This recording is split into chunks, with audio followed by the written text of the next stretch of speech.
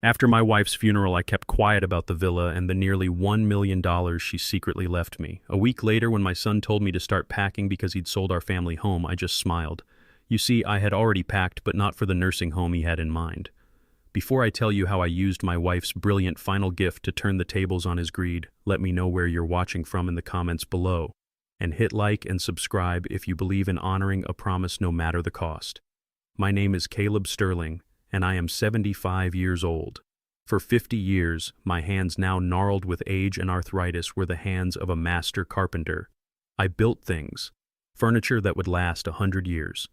Cabinets so perfectly joined you couldn't find a seam.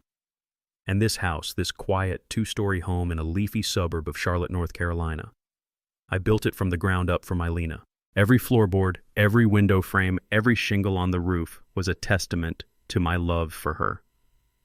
Now she was gone, and the house was filled with a silence so profound it felt like a physical weight. A silence broken only by the mournful ticking of the grandfather clock in the hall. The funeral had been that morning. The air in the house was still thick with the cloying scent of sympathy lilies and the lingering aroma of the casseroles well-meaning neighbors had brought.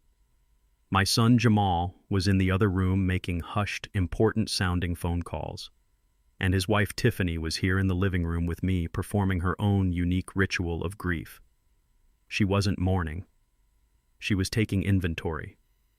I sat in my old armchair, the one I had made for Lena when Jamal was just a boy, its worn leather, a comforting presence, and I watched her. It was a strange out-of-body experience, as if I were a ghost in my own home, a silent observer to a quiet desecration. She thought I was lost in a fog of sorrow, a doddery old man whose mind was a million miles away. She had no idea my mind was as sharp as a freshly honed chisel cataloging her every move, her every whisper. She moved through the room with a restless, predatory grace, her phone held up like a divining rod searching not for water but for value. She wasn't taking pictures to remember the good times. She was taking pictures for an online appraisal app. I could hear the soft, almost inaudible clicks of the phone's camera, each one a small act of violation. Her first target was the porcelain vase on the mantelpiece, a piece my own grandmother had carried with her from the old country. It was a simple, humble thing, its blue and white pattern faded with age. I remembered Lena filling it with flowers from her garden, her gentle hands arranging the stems just so. Tiffany focused her phone's camera on it, turning it slightly to catch the light. "This could be worth a few hundred," she whispered to herself, her voice a conspiratorial hiss. "The condition is excellent. No chips." She spoke of it not as a vessel of memory, but as an object, a number on a ledger. Next, her gaze fell upon our wedding portrait on the wall, a black and white photograph of two young, hopeful people squinting in the bright sun. She didn't look at our faces. Her eyes were fixed on the frame. "The frame alone is antique silver," she murmured, tapping a note into her phone. "Probably needs a good polish, but the detail work is incredible." She was dissecting the happiest day of my life into its component parts, weighing and measuring each one for its market value. She drifted over to the bookshelf I had built for Lena on our 10th anniversary. I remembered the long hours in my workshop, the scent of fresh-cut cherry wood, the satisfaction of getting the joints just right. Lena had filled it with her beloved books, collections of poetry and novels with worn, creased spines. Tiffany ran a manicured finger not over the titles of the books, but along the edge of the wooden shelf. "Solid cherry," she declared softly, a note of triumph in her voice. "Custom-built, probably. That adds value." She was putting a price tag on my love on the work of my own two hands. I didn't move. I didn't speak. I just sat in my chair, the stillness a heavy cloak around me. Every instinct in me, the husband, the builder, the man of the house, screamed at me to stand up, to tell her to stop, to get out. But a stronger voice, a quieter voice, held me in place. It was Lena's voice from that last terrible conversation in the hospice room. "Promise me, Caleb," she had whispered, her hand as light as a dried leaf on mine. "Promise me you'll just watch." And so I watched. I watched as my daughter-in-law, a woman who had never built a single thing in her life, moved through my home and appraised the soul of it. Her grief was a thin, transparent veneer over a rapacious heart.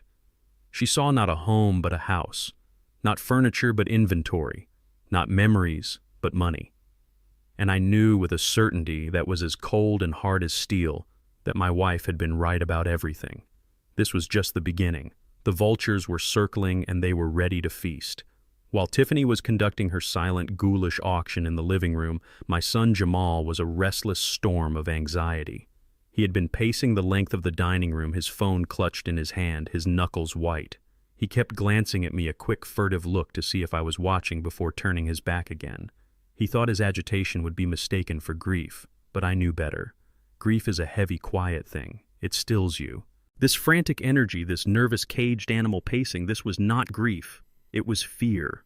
He finally stopped by the large window that overlooked the backyard, the yard where he had spent his entire childhood playing catch with me, building forts and chasing fireflies on warm summer nights. He did not look at the yard. He stared at his own reflection in the darkening glass as he brought the phone to his ear. He spoke in a low, tense rumble, a voice pitched to be private, but in the profound silence of the house, his every desperate word carried to my armchair. "No, listen to me." He began, his voice a tight, angry whisper. "I told you the money is coming. Don't you threaten me. I just need a little more time. It's been a difficult week." He paused, listening to the angry voice on the other end of the line. I saw him run a hand through his hair, a gesture of pure, unadulterated stress. "I know I said that last week," he hissed, "but things have changed. It's a sure thing now. It's guaranteed." Another pause. I watched him in the reflection, saw the muscle twitching in his jaw. "Because the primary asset is about to be freed up," he said, the words cold and clinical. "Yes, it's a house, a big one.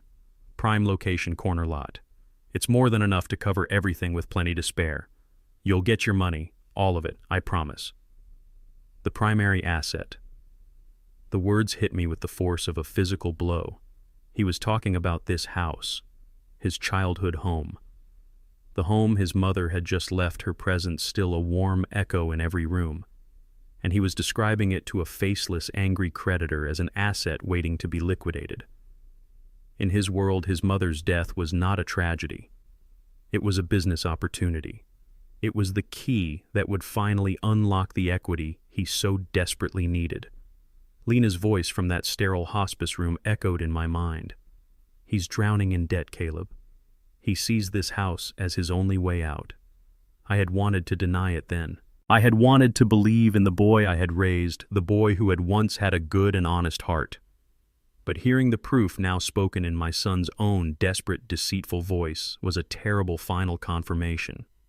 She had been right. She had seen the truth I had refused to see. "Just give me another week," Jamal pleaded into the phone. "Maybe 2. It's a delicate situation right now, you understand. I have to handle it carefully." He was talking about me. I was the delicate situation. My grief was an obstacle, a temporary inconvenience that had to be managed until the real business could be concluded. He hung up his shoulders, slumping for a moment in a posture of pure exhaustion. Then he seemed to pull himself together. He straightened his tie, smoothed his jacket, and put the mask of the grieving son back on. He turned, and for a second our eyes met across the 2 rooms. He gave me a weak, distracted smile, the kind you'd give a stranger in a waiting room, a smile that did not reach his frantic, hunted eyes. Then his attention was captured by the grandfather clock in the hall. It had been my father's, a magnificent piece of craftsmanship that had chimed the hours of my life for over 70 years. Jamal walked over to it. He did not look at it with the nostalgia of a grandson remembering his grandfather. He looked at it with the acquisitive air of a pawnbroker. He ran his hand over the polished mahogany, his eyes narrowed in calculation. He opened the glass door and inspected the intricate brass pendulum. He was not admiring the craftsmanship. He was assessing its value. This clock, a symbol of our family's history of the passage of time, was just another item on the inventory, another asset to be appraised and sold. I sank deeper into my armchair, the leather groaning under my weight. The grief I felt for Lena was a vast, deep ocean. But now a new feeling was mixing with it, a cold and heavy certainty. I was not just mourning my wife, I was mourning my son. The boy he had been was gone, replaced by this stranger, this desperate man who saw his family's love and history only in terms of its liquidation value. The promise I had made to Lena, the promise to just sit and watch, suddenly felt like the heaviest burden in the world. But I knew I had to keep it. I had to see this through to the end. I had to let them show me who they truly were, no matter how much it broke my heart. They thought I was oblivious, a doddery old man lost in a fog of sorrow, too deaf to hear their whispers, too blind to see their greed. They moved around me with a careless confidence, their actions a testament to their belief in my irrelevance. And I let them. I sat in my armchair, a silent sentinel in a house full of circling vultures, and I played my part. Every time my heart screamed at me to stand up, to confront them, to demand they show some respect for their mother's memory, a quieter, stronger voice would hold me in place. It was Lena's voice, a constant presence in my mind, and the memory of the last promise I ever made to her. I closed my eyes, and the sounds of Tiffany's materialistic whispers and Jamal's frantic, hushed phone call faded away. The heavy scent of sympathy lilies was replaced by the clean, antiseptic smell of the hospice room. I was there again in that sterile white box, sitting by her bed in the final days. Her body had been a fragile whisper of what it once was, but her mind, her brilliant, loving mind, had been a bonfire burning with a fierce, final clarity. I remembered holding her hand, its skin as thin and delicate as a dried leaf, and trying to fill the silence with useless, hopeful lies. But she had silenced me with a look, her eyes, though sunken, still holding the same unwavering strength that I had fallen in love with 50 years ago. "Don't, Caleb," she had whispered, her voice a dry rustle of leaves. "Don't build walls against the ocean. The tide is coming in, and we both know it. We need to talk about the shore you'll be left standing on." And then she had told me, her voice full of a sorrow that was deeper than her own pain. It was the pain of a mother who sees her child with a perfect, heartbreaking clarity. "They're going to come for the house, Caleb," she had told me. "It's all they see. It's the only solution to the mess they've made of their lives." I had started to object, to defend our son, an old father's instinct to protect his own. But she had shaken her head. "I love our boy." She'd whispered, a single perfect tear tracing a path down her hollowed-out cheek. "But I am not blind, and neither are you. Their greed is a sickness. Tiffany's ambition and Jamal's weakness, it's a poison they've been drinking for years. And we, my love, we have been enabling it for too long with our generosity, with our silence. My death will be the final excuse they need to do something ugly." She had paused, gathering her strength. "I've made arrangements, my love," she'd said, a faint, determined smile touching her lips. "I've made sure you will be safe. I have given you a sanctuary. But to get there, you must do this for me. You must do nothing. You must say nothing. You must let them believe this house is all there is. You must let them play their hand. Let them show you who they truly are. It's the only way you will ever be free of their demands. It's the only way they might one day be forced to see the truth of what they've become." Her eyes had bored into mine, her grip on my hand surprisingly strong. "Promise me, Caleb, they will say things that will break your heart. They will do things that will fill you with rage. You must swallow it. You must play the part of the confused, grieving old man they expect you to be. It will be the hardest thing you have ever had to do, but you must do it, for me. Promise me you'll just watch." I had looked at my wife, the love of my life, the woman who had built a world with me, and I saw that this was her last and most important blueprint. It was a plan for my survival, a final, fierce act of protection. And though it felt like a betrayal of my own instincts as a father, my loyalty as a husband was absolute. Through my own tears, I had promised. I opened my eyes. I was back in my armchair. The house was quiet now. Jamal and Tiffany were in the kitchen, their voices a low, conspiratorial murmur. The promise I had made felt like a physical weight in my chest, a heavy stone of resolve. I was not just sitting here in silence out of weakness or grief. I was sitting here in silence because it was my sacred duty. It was the last job my wife had ever given me. I was the executor of her final secret will. And the first act required only one thing of me: to be a silent, watchful guardian, and to let them have all the rope they needed. I opened my eyes. The hospice room with its sterile white walls and the ghost of my wife's last words dissolved, and I was back in my armchair. The house was quiet, but it was a different kind of quiet now. It was the quiet of a stage after the actors have delivered their lines, a silence thick with unspoken intentions. I could hear my son and his wife in the kitchen, the sound of a cabinet closing, the clink of a glass. They were moving with a proprietary ease, as if the house were already theirs. They thought I was dozing, a sad old man lost in a fog of grief-addled memories. They had no idea that my mind was a finely tuned listening device recording their every word, their every whisper. I remained perfectly still, my breathing slow, and even the open photo album on my lap a perfect prop for a man lost to the world. Their voices drifted from the kitchen, low and conspiratorial, the hushed, urgent tones of thieves planning a heist. "We can't just sit around and wait for him to decide what to do." Tiffany's voice was a sharp, impatient hiss. "We don't have that kind of time, Jamal. That creditor of yours isn't going to wait forever. You heard him. He wants his money." "I know that, Tiff." My son's voice was a low, stressed rumble. "I'm handling it. I told him the asset was about to be freed up." "About to be," she shot back. "Jamal, we need to make it happen. Now. Did you see him today? He's completely out of it. He's just sitting there staring into space. It is not safe for him to be here alone. What if he falls? What if he leaves the stove on? It's our responsibility to step in and make sure he's taken care of." The lie was so audacious, so perfectly crafted. She was twisting her own rapacious greed into a narrative of loving, responsible concern.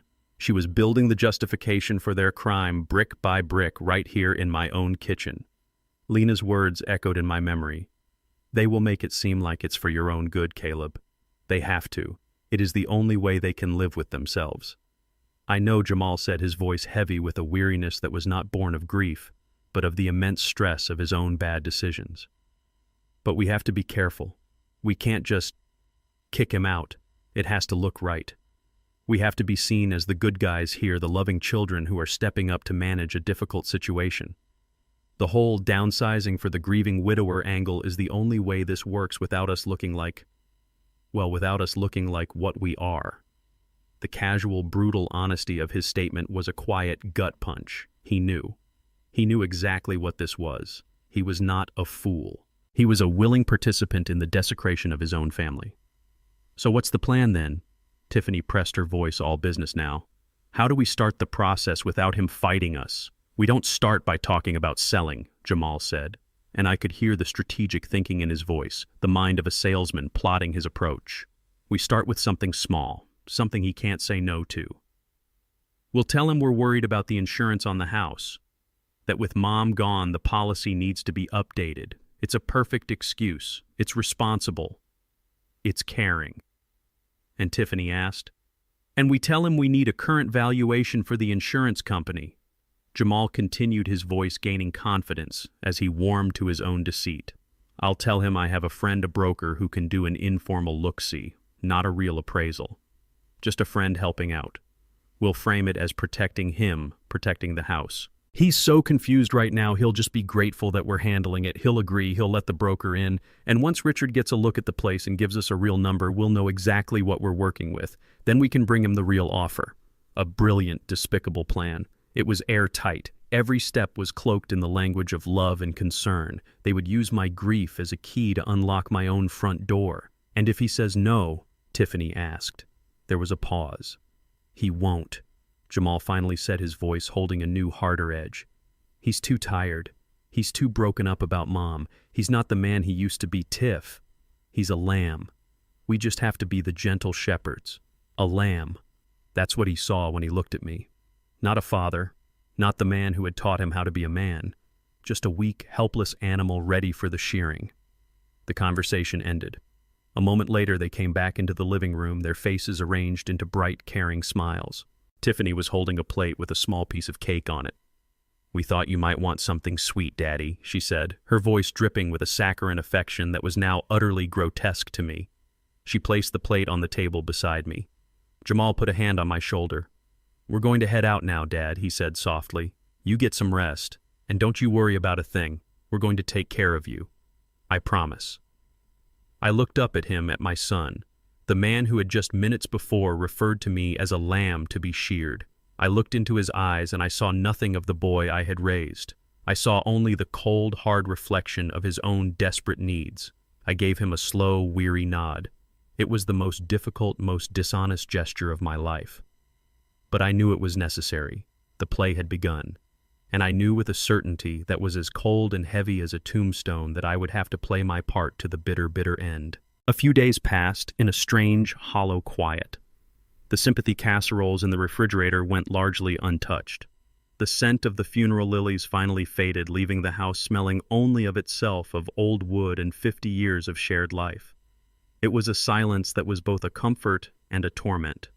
In it, I could almost hear Lena's quiet humming as she worked in the kitchen, but the sound was just an echo in the vast, empty museum of my memory.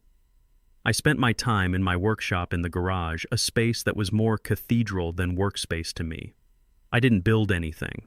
I just ran my hands over the smooth, familiar surfaces of my tools, the lathes and saws that had been my partners for half a century. The scent of sawdust and machine oil was a grounding force, a reminder of who I had been before I had become a widower, a soldier in a secret war. I was waiting. My wife had told me what would happen next, and I knew my duty was to be patient to let the play she had written unfold exactly as she had intended. The curtain rose on the next act on a Thursday afternoon. I was in the living room looking through an old photo album when I saw Tiffany's gleaming white luxury SUV pull into the driveway. It moved with a quiet, predatory grace, looking utterly out of place on our humble, tree-lined street. They emerged, Jamal and Tiffany, not with the grim, distracted air of the day of the funeral, but with a new, purposeful energy. They were dressed in expensive casual clothes, looking like a power couple from a magazine on their way to a weekend brunch. Tiffany was holding a ridiculously large fruit basket wrapped in crackling cellophane and tied with an enormous gold bow. It was the kind of impersonal corporate gift you send to a client, not something you bring to your grieving father. It was a prop, and their performance was about to begin. I met them at the door, my face arranged into the weary, sad expression I had been practicing. Jamal. Tiffany. I said, my voice a little hoarse, as if I hadn't used it all day. Come in, come in. Oh, Daddy. Caleb. Tiffany said, her voice a high, sweet chirp that was completely out of place in the quiet house. She rushed forward and gave me a hug. It was a brittle, awkward embrace, all sharp angles, and the cloying scent of a perfume that cost more than my first car. She pulled back and held me at arm's length, her eyes a cool and calculating blue, scanning my face with a look of practiced worry. You look so thin. Are you eating at all? We've been so worried about you all alone in this big, empty house. It must feel so lonely. I'm managing, I said, shuffling back into the living room with the slow, careful steps of a man unsure of his own feet. I sank into my armchair, a deliberate, heavy movement designed to convey the great weight of my grief and age. Inside, I was a block of granite, still and watchful. Jamal placed the fruit basket on the coffee table with a theatrical thud. It was filled with exotic, perfect-looking fruits. Dragon fruit, star, fruit mangoes, things he knew I never ate. It was a gesture meant to look generous, but it was utterly thoughtless, a testament to how little they truly knew or cared about me. He looked around the room, his eyes scanning everything. Not with the naked appraisal of the other day, but with a new, more proprietary air. He was no longer just a guest in this house. In his mind, he was already its steward, its temporary manager, on the path to its inevitable liquidation. We just wanted to make sure you were doing okay, Dad. Jamal began sitting on the edge of the sofa and leaning forward, his voice a smooth, carefully modulated tone of loving concern. We know you're in a lot of pain, and the last thing you should be worrying about are practical matters. But we want to take that burden off your shoulders. I looked at him from under my brow, my expression blank, my silence an invitation for him to continue to walk deeper into the snare. Lena's voice echoed in my mind. They will try to make you feel like the house is a cage, Caleb, a burden you can no longer manage. It was Tiffany who picked up the thread, perching on the edge of the sofa like a beautiful predatory bird. What Jamal means, Daddy, is that we want to help. This is a lot for one person to handle. Just thinking about the cleaning, the yard work, all the bills. It's overwhelming. Mom was so wonderful at keeping everything running, but it's too much for you to take on by yourself now. She got up and began to move around the room, a restless energy about her. She ran a hand along the dusty mantelpiece, a gesture of feigned domesticity. We were just talking in the car, she said, her voice bright and helpful. We feel like we need to be more proactive in looking after you and looking after Mom's house. They were so good. Their words were a perfect symphony of loving concern. Every sentence was carefully chosen to build their narrative, the story of the helpless old man and his dutiful, caring children who were being forced to step in. They were painting a masterpiece of deception, and they expected me to be the tearful, grateful audience. I simply nodded my eyes downcast and mumbled, "You're good children. Your mother would be proud." The lie tasted like ash in my mouth, but I knew it was a necessary part of the play. They settled into the living room, their presence a jarring note in the quiet symphony of my grief. Jamal sat on the edge of the sofa, leaning forward, his posture a study in earnest, feigned concern. Tiffany perched beside him, a beautiful predatory bird, her eyes scanning the room as if it were already hers to redecorate. I remained in my armchair, a silent, weary king on a throne they were trying to usurp. I felt a profound sense of detachment, as if I were watching a play, a sad, predictable drama, and I was the only one in the theater who had already read the script. Dad Jamal began, his voice a smooth, carefully modulated tone that he had likely practiced in the car on the way over. "We've been talking, Tiffany and I. We know you're in a lot of pain, and the last thing you should be worrying about are practical matters. But there are things that have to be done for your own protection." I looked at him from under my brow, my expression blank, my silence an invitation for him to continue to walk deeper into the snare my wife had set for him. Lena's voice echoed in my mind from that last terrible conversation. "They will try to make you feel like the house is a cage, Caleb, a burden you can no longer manage. They will wrap their greed in the language of responsible, loving care." It was Tiffany who picked up the thread just as Lena had predicted. She leaned forward, her face a mask of sweet solicitude. "You know, Daddy? Caleb?" She began, her voice a soft silken murmur. "I was talking to my friend Susan the other day. Her father passed away last year and her mother was left all alone in their big house, just like you. It's a sad story, really. They had a terrible plumbing leak, a burst pipe in the upstairs bathroom while she was out for the afternoon. It caused so much damage, just ruined the ceilings and the hardwood floors." She paused, letting the fabricated horror of the story sink in. And the worst part, she continued, her eyes wide with manufactured sympathy, was that their insurance was so out of date it barely covered a fraction of the repair costs. The policy hadn't been updated in 20 years. It was an absolute nightmare for her poor mother, dealing with contractors and adjusters, all while she was still grieving. "I just heard that and I thought of you here all alone. And it terrified me. It was a masterful performance. She had created a problem, a plausible, frightening scenario, and now they were about to present themselves as the loving, responsible solution." Jamal jumped in on cue, playing the part of the dutiful son. "That's exactly what I've been worried about, Tiff," he said, nodding gravely. "Dad with Mom gone, all of that paperwork, the home insurance policy, it's probably all still in both your names. And who knows when it was last updated. Property values in this neighborhood have gone through the roof in the last 10 years. If anything were to happen, God forbid, the existing policy might not even cover the cost of the land, let alone rebuilding this beautiful house your mother loved so much." He looked at me, his eyes full of a false earnestness. "We can't let that happen," he said. "We have to protect Mom's legacy. We have to protect you from that kind of a disaster." I had to play my part. I had to show them the weakness they so desperately wanted to see. I let my face crumple slightly, a look of worry and confusion taking over my features. "Oh my," I mumbled, looking down at my hands as if they were foreign objects. I never thought of that. Your mother always handled all of those things. The paperwork, the bills. My head just isn't clear enough for it these days. It all feels so complicated." Jamal and Tiffany exchanged a quick, almost imperceptible glance over my bowed head. It was a look of pure, triumphant confirmation. Their assessment was correct. The old man was confused, overwhelmed, and ready to be led. "Exactly," Jamal said, his voice gaining confidence as he sensed my surrender. "And you shouldn't have to deal with it. That's our job as your family." "So," he said, leaning in, "I was talking to a friend of mine, a really good guy named Richard. He's one of the top real estate brokers here in Charlotte. I just mentioned the situation to him, and he had a great simple idea." He paused, making sure he had my full dazed attention. He said that completely off the record we should get a current market valuation for the house. Not a formal, expensive appraisal or anything like that, just an informal estimate from a professional. That way we can call the insurance company and tell them, "The property is valued at this amount, we need to adjust the coverage to match." It's a simple phone call, Dad, but we need to have the right number first. And Richard, as a favor to me, said he'd be happy to stop by for a few minutes and give us his professional opinion. No charge, of course. He said it's no trouble at all. He was going to be in the neighborhood anyway. The lie was so layered, so beautifully constructed. A friend. Informal. Off the record. As a favor. Every word was designed to soothe, to disarm, to make their predatory move seem like a simple, helpful errand. I knew, of course, that this Richard was no friend. He was a scout sent to assess the value of the prize. And Lena's voice came back to me again from that sterile hospice room. They will use their friends, people who owe them favors, to do their dirty work. They will make it all sound so reasonable. It was all coming true, every last heartbreaking word. I had to play my part. I had to show them the weakness they so desperately wanted to see. I had to walk into the trap with my eyes wide open.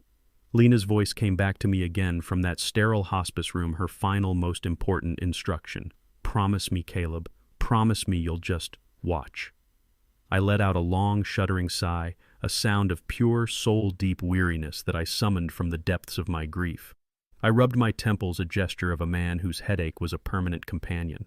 A broker, I asked, my voice distant and reedy. Oh, I don't know, son. Strangers walking through the house. Through Lena's house. It just feels so soon. This was the final weak protest they needed to overcome the last hurdle before their victory. Tiffany swooped in her voice, a silken trap of compassion. We'll be right here with you the whole time, Daddy, she cooed, placing a hand on my shoulder. Her touch was meant to be comforting, but it felt like a brand. It won't take more than an hour. He's very discreet. You won't even know he's here. You can just sit in your chair with your photo album. Please let us do this for you. It would give us such peace of mind knowing that you're protected, knowing that Mom's beautiful house is protected. She had framed it perfectly. To refuse now would be to seem stubborn, irrational, to reject their loving care. I was being offered a role in their play, the role of the grateful, incompetent father. And I knew for Lena's plan to work, I had to accept it. I looked from my son's earnest, lying face to my daughter-in-law's beautiful, false one. I let a long silence hang in the air, a silence they would interpret as the slow, confused deliberation of a failing mind. I was giving them time to savor their victory, to become comfortable in their deceit. All right, I finally said, my voice barely a whisper. I did not look at them. I looked at a photograph of Lena on the mantelpiece, a silent apology passing between us. If you think it's for the best, I'm just so tired. You handle it, whatever you think is best. The relief that washed over their faces was so profound it was almost comical. It was the look of a hunter who has just seen the prey walk willingly into the snare. They had him. They had their opening. They had my permission, my surrender. Thank you, Daddy, Jamal said, his voice thick with a false emotion that made my skin crawl. You won't regret this. We'll take care of everything. This is the right thing to do. I'll give Richard a call right now. He might even be able to stop by this afternoon since he's already in the area. Of course he could. I knew the man was probably already in his car, parked just down the street, waiting for the signal. The speed of their operation was breathtaking. I just nodded a slow, weary gesture and sank back into my armchair. I picked up the heavy photo album from the side table and placed it on my lap, opening it to a random page. It was my prop, my shield, a place to hide my eyes so they wouldn't see the cold, calculating fury that was burning behind them. Jamal stepped into the hallway to make the call. His voice was a low, excited murmur. Tiffany, meanwhile, sat back down, her posture transformed. The performance of the concerned daughter was over. She was now the triumphant lady of the manor, surveying her new domain. She looked around the room, imagining it with her own modern, soulless furniture. The doorbell rang precisely 10 minutes later. Jamal practically leapt to his feet to answer it. He returned with a man in a suit that was too shiny, with a smile that was too wide. He had the restless, hungry eyes of a shark. Dad, this is our friend Richard, Jamal said. Richard, this is my father, Caleb Sterling. Richard approached me, his hand outstretched, speaking to me loudly, enunciating every word as if I were deaf as well as senile. A real pleasure to meet you, Mr. Sterling, he boomed. I am so sorry for your loss. Happy to help the family out. Don't you worry about a thing. We'll be quick and quiet. You just sit here and rest. He gave my shoulder a patronizing pat. And so the tour began. Tiffany and Jamal led him, their dutiful guides, on this predatory expedition. I remained in my armchair, the heavy album on my lap, a silent, seemingly oblivious observer. But I was not oblivious. I was a microphone recording every word, every whisper. My ears, which they assumed were as old and failing as the rest of me, were honed to a razor's edge. They started in the kitchen. Good bones, I heard Richard say. Original cabinetry, though. A full gut job. You could knock out this wall, create a real open-concept entertaining space. Exactly what I was thinking, Tiffany's excited voice replied. I stared down at a picture of Lena teaching a 5-year-old Naomi how to bake cookies in that same kitchen. They were talking about erasing the heart of our home. They came back into the living room. He then turned to me, his wide, false smile back in place. It's a beautifully built house, Mr. Sterling, he said loudly. You did fine work. Do you happen to know when the roof was last replaced? That's always a key question.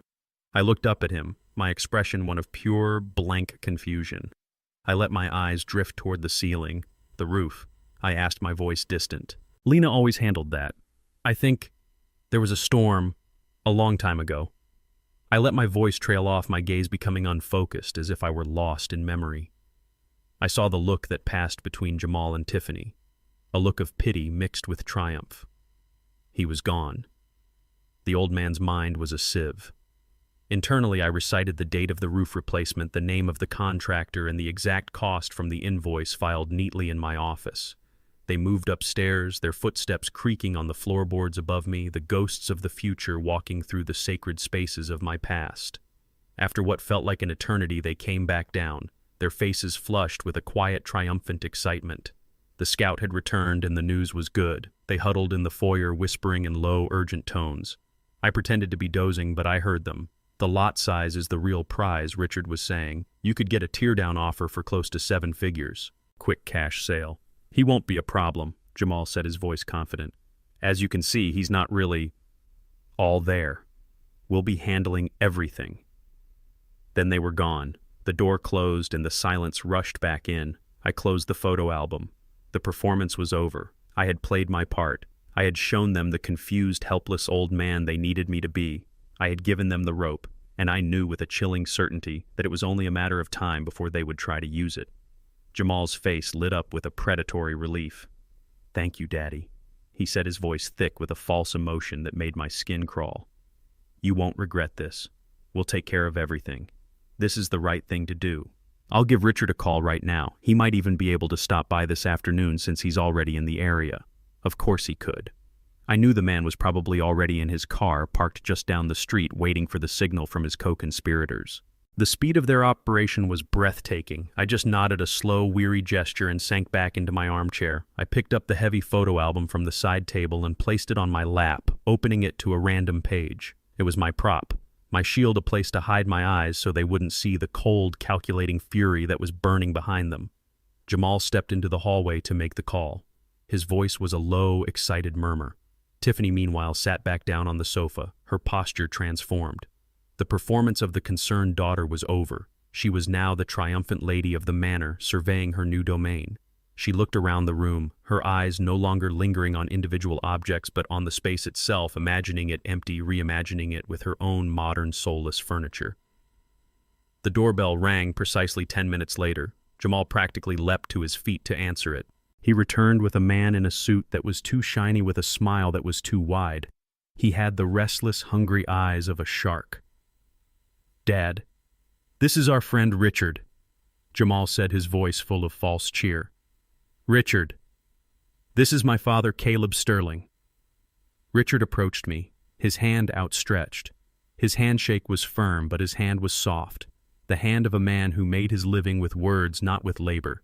He spoke to me loudly, enunciating every word as if I were deaf as well as senile. A real pleasure to meet you, Mr. Sterling, he boomed. I am so sorry for your loss. Jamal and Tiffany have told me what a wonderful woman your wife was. I'm happy to help the family out in any way I can. Thank you for coming, I said, my voice weak, my gaze drifting away from him toward the window. Not a problem at all, Richard said, giving my shoulder a patronizing pat. Don't you worry about a thing. We'll be quick and quiet.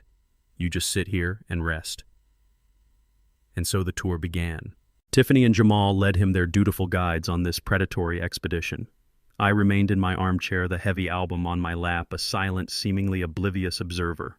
But I was not oblivious. My ears, which they assumed were as old and failing as the rest of me, were honed to a razor's edge, catching every whispered word that drifted back from their ghoulish procession. They started in the kitchen, the heart of our home. It was a simple, warm space, a room I had designed for Lena with a large window over the sink so she could look out at her garden. I stared down at a picture of Lena in that very kitchen teaching a 5-year-old Jamal how to bake cookies, his small hands covered in flour. From the hallway I heard Richard's clinical assessment. "Good bones," he said. "Original cabinetry, though, a full gut job. But the footprint is good. You could knock out this wall, open it up to the dining room. Create a real open-concept entertaining space for a modern family." "Exactly what I was thinking," Tiffany's excited voice replied. "And imagine a huge marble island right here with a wine fridge." They were talking about erasing my wife's heart, about gutting the memories and replacing them with marble and wine. They moved through the dining room, their voices a low murmur of financial calculation. "The hardwood floors are original oak," Jamal said, his voice full of the pride of a homeowner, not a son. "That's a major selling point, right?" "Absolutely," Richard confirmed. "We'd need to refinish them, of course. Darken the stain to something more contemporary. But the quality is there. That's where the real value is." I looked at a picture of those same floors, worn smooth by the passage of 50 years of life, by the running feet of children, by the slow, comfortable shuffle of a long and happy marriage. I remembered dancing with Lena on those floors at our 25th anniversary party, the room filled with friends and laughter. The value wasn't in the oak, you fools. It was in the history. They came back into the living room, their eyes now seeing not a place of comfort, but a space with potential for profit. Richard looked up at the high ceilings I had so painstakingly designed. "Lot of potential here," he said to Jamal. "The fireplace is a great feature, but the brick is dated. We could reface it with some modern stone or tile, and these built-in bookshelves," he ran a hand over the cherry wood I had so carefully crafted. "A buyer would probably want to tear these out to make more room for a flat-screen TV. He then turned to me, his wide, false smile back in place. "It's a beautifully built house, Mr. Sterling," he said loudly. "You did fine work. Do you happen to know when the roof was last replaced?" That's always a key question for buyers. And for the insurance, of course. I looked up at him, my expression one of pure, blank confusion. I let my eyes drift toward the ceiling as if the answer might be written there, the roof. I asked, my voice distant as if I were struggling to retrieve a long-lost memory. "Lena always handled that. I think there was a storm a long time ago. A big one. She was so worried about the old maple tree in the back. She loved the sound of the rain on the roof." I let my voice trail off, my gaze becoming unfocused as if I were lost in the memory of a storm from 20 years ago. I saw the look that passed between Jamal and Tiffany. It was a look of pity mixed with absolute triumph. He was gone. The old man's mind was a sieve. He couldn't even remember a basic piece of information about the house he had built with his own hands. Internally, I recited the exact date of the roof replacement, the name of the contractor, the type of architectural shingles we had used, and the precise cost from the invoice that was filed neatly in my office. My performance was flawless. They were completely convinced. They saw a lamb ready for the shearing. They moved upstairs, and I was left alone with my album and my thoughts. Their footsteps creaked on the floorboards above me, the ghosts of the future walking through the sacred spaces of my past. They were in our bedroom now, Lena's and mine. The thought of them in there with their stranger, their hired ghoul, putting a price tag on our private sanctuary sent a tremor of pure rage through me. But I pushed it down. I held on to Lena's final words. "Just watch." After what felt like an eternity, they came back downstairs, their faces flushed with a quiet, triumphant excitement. The scout had returned from his mission, and the news was good. The prize was as valuable as they had hoped. They huddled in the foyer, whispering in low, urgent tones. I pretended to be dozing, my head nodding slightly, but I heard them. "The lot size is the real prize," Richard was saying. "In this neighborhood, you could get a tear-down offer for close to 7 figures, if we list it as his quick cash sale." "He won't be a problem," Jamal said, his voice confident. "As you can see, he's not really all there. We'll be handling everything. It's the best thing for him," Tiffany added, her voice a perfect imitation of a concerned daughter. "A smaller place, less to worry about." Richard clapped Jamal on the back. "You're doing the right thing," he said. "It's a hard thing, but it's the right thing." Then they were gone. The heavy front door closed, and the silence rushed back in thicker and more menacing than before. I listened to the sound of their expensive car starting up and pulling away from the curb. They were gone, but their presence lingered, a greasy film of greed and condescension that coated every surface of my home. I closed the photo album. The performance was over. I had played my part, and as I sat there in the profound quiet, I didn't have to be in the car with them to know what was happening next. I could hear their conversation in my mind as clearly as if they were standing right in front of me, their masks finally off, their true faces revealed in the private, triumphant space of their luxury SUV. The first to speak would be Richard, his booming false baritone now replaced by the clipped, excited tone of a businessman who has just confirmed a massive commission. Well, he would say, clapping Jamal on the shoulder, "That was even easier than I thought. You were right, Jamal. The old man is completely out of it." Tiffany would laugh, a sharp, brittle sound devoid of any real humor. "Out of it is an understatement," she would say. "Did you see him? He was having a full-on conversation with a photograph. It's sad, really." The pity in her voice would be as fake as the designer handbag on the seat beside her. "Frankly, it's a mercy that we're stepping in to handle things. Can you imagine him trying to manage this property on his own? He'd probably just let it fall to pieces." "He won't be a problem." Jamal would say the words, a confirmation, a final judgment on his own father. His voice would be full of a relieved self-importance. "He's too tired, too broken up about Mom. He literally told us to do whatever we think is best. We basically have his blessing to proceed." I could picture the way he would say it, twisting my words of feigned surrender into a justification for his betrayal. He needed to believe he was doing the right thing. He needed to believe he was the hero of his own story, not the villain. Richard would bring them back to the numbers. "The house has great bones, but the lot is the gold mine. I have an investor who will tear it down and build a McMansion. He'll pay cash. We list it as is. We can have a signed offer on your desk by the end of the week. No complications.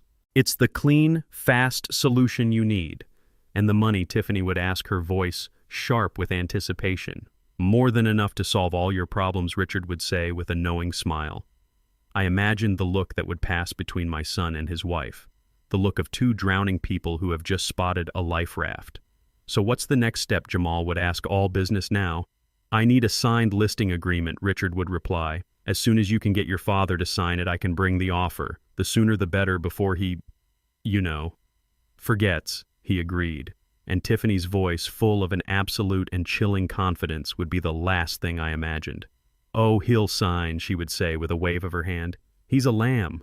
We'll just tell him it's more insurance paperwork he needs to sign for his own protection. He won't even read it." The scene in my mind faded, and I was back in my armchair in the deep, profound silence of my home. I opened my eyes. A lamb. That's what they saw. A weak, helpless animal ready for the shearing. They were so arrogant, so sure of my weakness, so blinded by their own greed. They had no idea that the confused, broken old man in the armchair was the most dangerous thing they had ever encountered. Because I was not just a man, I was a promise, I was a plan, and I was just getting started. The week that followed the appraiser's visit was the quietest and the loudest week of my life. On the outside, my house was a tomb of silence. I moved through its rooms like a ghost, the performance of the grieving, absent-minded patriarch, now my full-time occupation. But on the inside, my mind was a cacophony of noise. Every tick of the grandfather clock was a countdown. Every creak of the floorboards was a footstep of the approaching enemy. I was a soldier in a trench, my head down, waiting for the whistle that would signal the final terrible charge.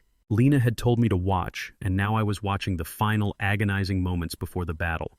My life became a stage play, and the telephone was my primary scene partner. They called every day, sometimes twice. Their calls were masterpieces of fake concern, carefully constructed to sound like the loving check-ins of dutiful children. But I knew what they really were. They were surveillance. They were reconnaissance missions to ensure the target was still pacified, still unaware, still playing his part. Tiffany would call in the mornings, her voice a bright, cheerful chirp that was utterly grotesque in its insincerity. "Good morning, Daddy Caleb," she would sing into the phone. "I was just thinking about you. Did you have a good breakfast? I hope you're remembering to eat." I would play my part, my voice a frail, reedy thing. "Oh, hello, dear. Yes, I had some toast. Lena always made the best toast, you know. She would put just a little bit of cinnamon on it." I would let my voice trail off, a deliberate drift into a sentimental memory, a clear signal to her that my mind was not in the present, but hopelessly lost in the past. "That's nice, Daddy," she would say, her voice dripping with the condescending pity I knew she was feeling. "You just rest. Okay. Don't you worry about a thing. Jamal and I are handling all the boring paperwork. You just focus on your good memories of Mom." She was telling me in her own coded language to stay out of the way, to remain in my cage of memories while they picked the lock on my life. Every time she used her mother-in-law's name, my wife's name, as a tool in her deception, I felt a hot flash of rage, a deep primal urge to scream the truth into the phone. But I would swallow it. I would hold on to Lena's promise, her last and most sacred instruction, and I would simply say, "Thank you, dear. You're such a good girl." Jamal's calls were different. They were less about performing concern and more about asserting control. He would call in the afternoons, his voice all business disguised as practical help. "Hey, Dad," he would start. "Just wanted to let you know I've scheduled a lawn service to come by. You shouldn't be worrying about things like mowing the grass. Or I've arranged for a cleaning service to come once a week. The house is too big for you to manage." Every offer of help was a quiet, deliberate stripping away of my autonomy. He was systematically dismantling my role as the master of my own home, replacing me with hired services that he controlled. He was conditioning me and the world to see me as a man who was no longer capable. I would respond with the same tired, grateful confusion. "Oh, a cleaning service. That's very thoughtful, son. Thank you." Inside, I was a block of ice. I was watching my son, the boy I had raised methodically, lay the groundwork for my eviction, for my institutionalization. And he was doing it with a sense of self-righteous purpose that was the most chilling part of all. He had convinced himself that he was the hero of this story, the responsible son making the tough decisions his senile old father could no longer make. He was not just a thief. He was a thief who believed he was a saint. The waiting was the hardest part. The strain of the performance was immense. To hold my tongue when I wanted to rage, to act weak when I felt a cold, hard strength solidifying in my soul, to look at a picture of my beloved wife and use her memory as a prop in their disgusting play, it was a constant grinding agony. But with every lie I told, with every sigh of weary resignation I performed, I could feel their confidence growing. I could hear it in their voices. They were becoming more relaxed, more certain. The lamb was docile. The prize was secure. The week crawled by. 7 long, quiet days of this tense, silent ballet. I knew they had the number from Richard. The 7-figure valuation that was the key to solving all their problems. They had the narrative of my mental decline, a narrative I had so carefully helped them build. They had everything they thought they needed. And I knew with the certainty of a man watching a storm gather on the horizon that they would not wait much longer. The time for surveillance was almost over. The time for the final decisive move was at hand. They would come soon, and I would be ready. The waiting was the hardest part. The week that followed the appraiser's visit was a masterclass in the art of deception, a silent, tense ballet performed for an audience of 2. I continued my role as the grieving, absent-minded patriarch. I let my son's calls go to voicemail, only to call him back hours later, my voice foggy and apologetic, claiming I must have misplaced my phone again. I spoke to Tiffany on one occasion, asking her the same question about her work twice in the space of 5 minutes. I could hear the triumphant, patronizing pity in their voices, a sound that curdled my stomach but also fueled my resolve. In their minds, the battle was already over. They had assessed their target, confirmed his weakness, and were now simply waiting for the opportune moment to deliver the final, merciful blow. I spent my days in my workshop, the scent of cedar and sawdust, a comforting balm to my soul. I wasn't just waiting, I was preparing. I was sharpening the tools for the job my wife had left for me to do. The moment came, as I knew it would, almost exactly 1 week after Richard the broker had walked through my home. It was late afternoon, the time of day when the shadows grow long and the house begins to settle into the quiet of the evening. I was in the living room, sitting in my armchair by the window, a half-read newspaper resting on my lap. I wasn't reading. I was listening, waiting. I heard the car, first the sound of its engine, too aggressive for our quiet street. I looked out the window. It wasn't Tiffany's ostentatious white SUV. It was Jamal's dark blue sedan, and he was alone. A cold, hard certainty settled in my gut. This was it. The time for the soft touch, for the performance of loving concern, was over. Tiffany, the velvet glove, had been left at home. Today my son was coming as the iron fist. I watched him get out of the car. His movements were stiff, deliberate. He was wearing a suit, a dark funereal color, as if he were coming to another kind of ending. His face, which I could see clearly as he walked up the path, was a cold, emotionless mask. The loving, worried son I had been speaking to on the phone all week was gone, replaced by a man I barely recognized, a stranger with my son's face, on his way to close a deal. He didn't ring the doorbell. He used his old key. The sound of it scraping in the lock was a jarring, proprietary sound, an act of ownership, of invasion. The door opened, and he stepped inside, closing it firmly behind him. He didn't call out a greeting. The silence that followed was heavy, menacing. I could hear his footsteps, slow and measured, as he walked from the foyer into the living room. He stopped in the middle of the room and just stood there, his car keys jingling nervously in his hand, the only sound in the otherwise silent house. He was towering over me, a deliberate posture of power, of dominance. The son had come to depose the father. I slowly lowered my newspaper, looking up at him over the rim of my reading glasses. I arranged my face into an expression of mild, weary confusion, the role I had perfected over the last week, the role I knew I was playing for the very last time. "Jamal," I said, my voice soft, laced with a manufactured frailty. "I wasn't expecting you." "I know," he said. His voice was flat, devoid of any warmth or emotion. "We need to talk."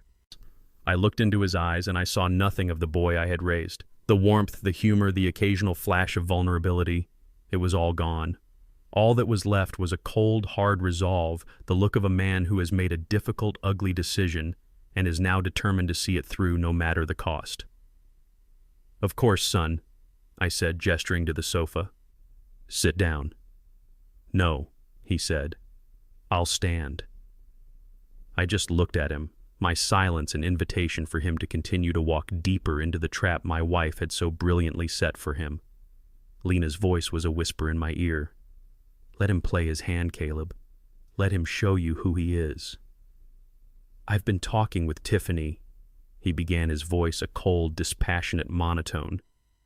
"We've been handling everything, looking at the numbers, thinking about the future, your future." He was framing it as an act of responsibility, of filial duty. But his tone, his posture, his very presence in the room screamed of something else. This was not a conversation. It was a verdict. I felt a profound, aching sadness wash over me. This was the moment, the final, irreversible severing. The moment my son would choose a pile of money over his own father. I thought of him as a little boy, his hand clutching mine as we crossed the street, his absolute, unquestioning faith that I would keep him safe. And I looked at the cold, hard stranger standing before me, and my heart broke. Not with a loud, violent crack, but with a quiet, final crumbling, like old dry wood turning to dust. He was no longer my son. He was just a man in my house who was about to try and rob me. And that realization, that final acceptance, brought with it a strange and terrible peace. The waiting was over. The battle was here. He stood there in the middle of the living room, a stranger in the house he had grown up in, and the silence stretched between us, thick and heavy with unspoken intentions. He had come here to do a job, a dirty, unpleasant piece of business, and the time for pleasantries was over. I could see the cold resolve in his eyes, the hard set of his jaw. This was not a son visiting his grieving father. This was a corporate raider come to announce a hostile takeover. "I've been talking with Tiffany," he began, his voice a cold, dispassionate monotone that seemed to suck all the warmth from the room. "We've been handling everything, looking at the numbers, thinking about the future. Your future." I remained silent, my hands resting on the open newspaper in my lap. I was still playing my part, the frail, confused old man looking up at his powerful, decisive son. My silence was a vacuum, and he rushed to fill it with his well-rehearsed justifications, the lies he had been telling himself so he could sleep at night. "This house," he said, gesturing around the room with a sweep of his hand, a gesture that was both dismissive and proprietary. "It's too much for you, Dad. The upkeep, the taxes, the constant repairs. It's a burden. And the memories, it can't be healthy for you to be here surrounded by all of Mom's things. You need a fresh start, a simpler life." I listened to him describe the home I had built with my own hands, the sanctuary where I had raised him as a burden. The words were a quiet, twisting knife in my gut, but my face remained a placid mask of weary confusion. "And we're worried about your safety," he continued, his voice taking on a note of feigned clinical concern. "You're not safe here alone. You're forgetting things. Tiffany told me you left the back door unlocked the other day. You're not taking care of yourself properly. What if you fall down the stairs? What if there's a fire? There would be no one here to help you. It's a risk we are no longer willing to take. He was using the very performance I had given him as a weapon against me. Every sigh, every moment of feigned forgetfulness had been collected, catalogued, and was now being presented as evidence for my own imprisonment. "You need professional care, Dad," he said, his voice hardening with a terrible self-righteous finality. "You need to be in a place where people can look after you 24 hours a day, a place with trained staff, with doctors on call, a place with people your own age, with organized activities to keep your mind sharp, a place where you won't be lonely." He was describing a prison as if it were a paradise. He was selling my exile to me as if it were a luxury vacation.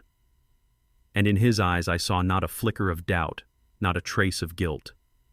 He had convinced himself that this act of profound cruelty was in fact an act of love. Lena's voice was a whisper in my ear. "He will believe he is saving you, Caleb. He has to. It is the only way he can live with himself." My wife had known him so perfectly, so tragically. He took a deep breath, the final pronouncement ready on his lips. This was the moment he had been building towards, the reason for this visit. This was the kill shot. "I have some news, Dad," he said, his voice now completely stripped of any pretense of emotion, as flat and cold as a coroner's report. "I've sold the house. We got a fantastic cash offer from a developer who wants the land. It's a done deal. I took it." He let the words hang in the air, expecting them to crush me, to shatter my world. I could see the tension in his shoulders, the way he was braced for my reaction. He was expecting tears. He was expecting pleading. He was expecting the helpless, impotent rage of a powerless old man. But all he got was silence.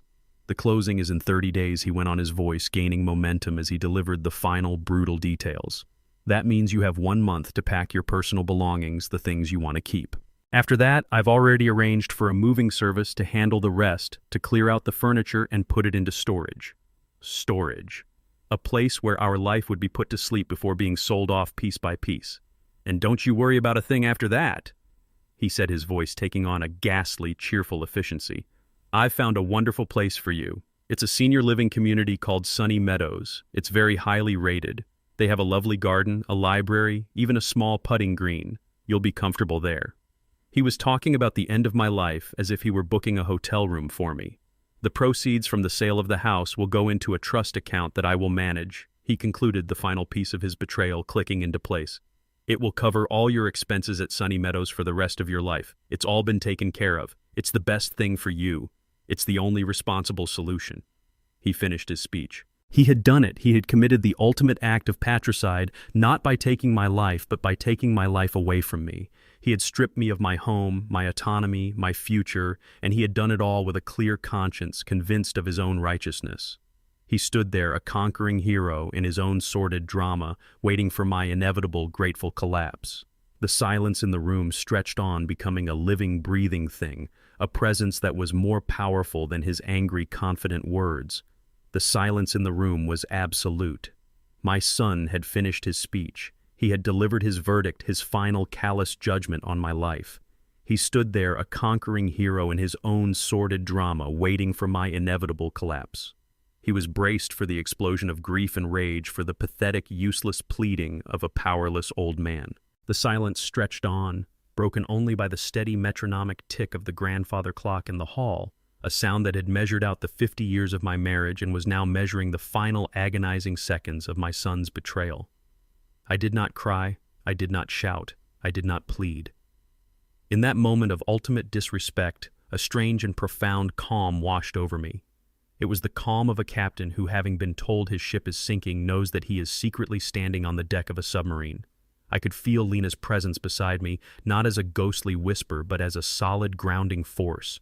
Her plan, her foresight, her fierce protective love, it was a shield around my heart.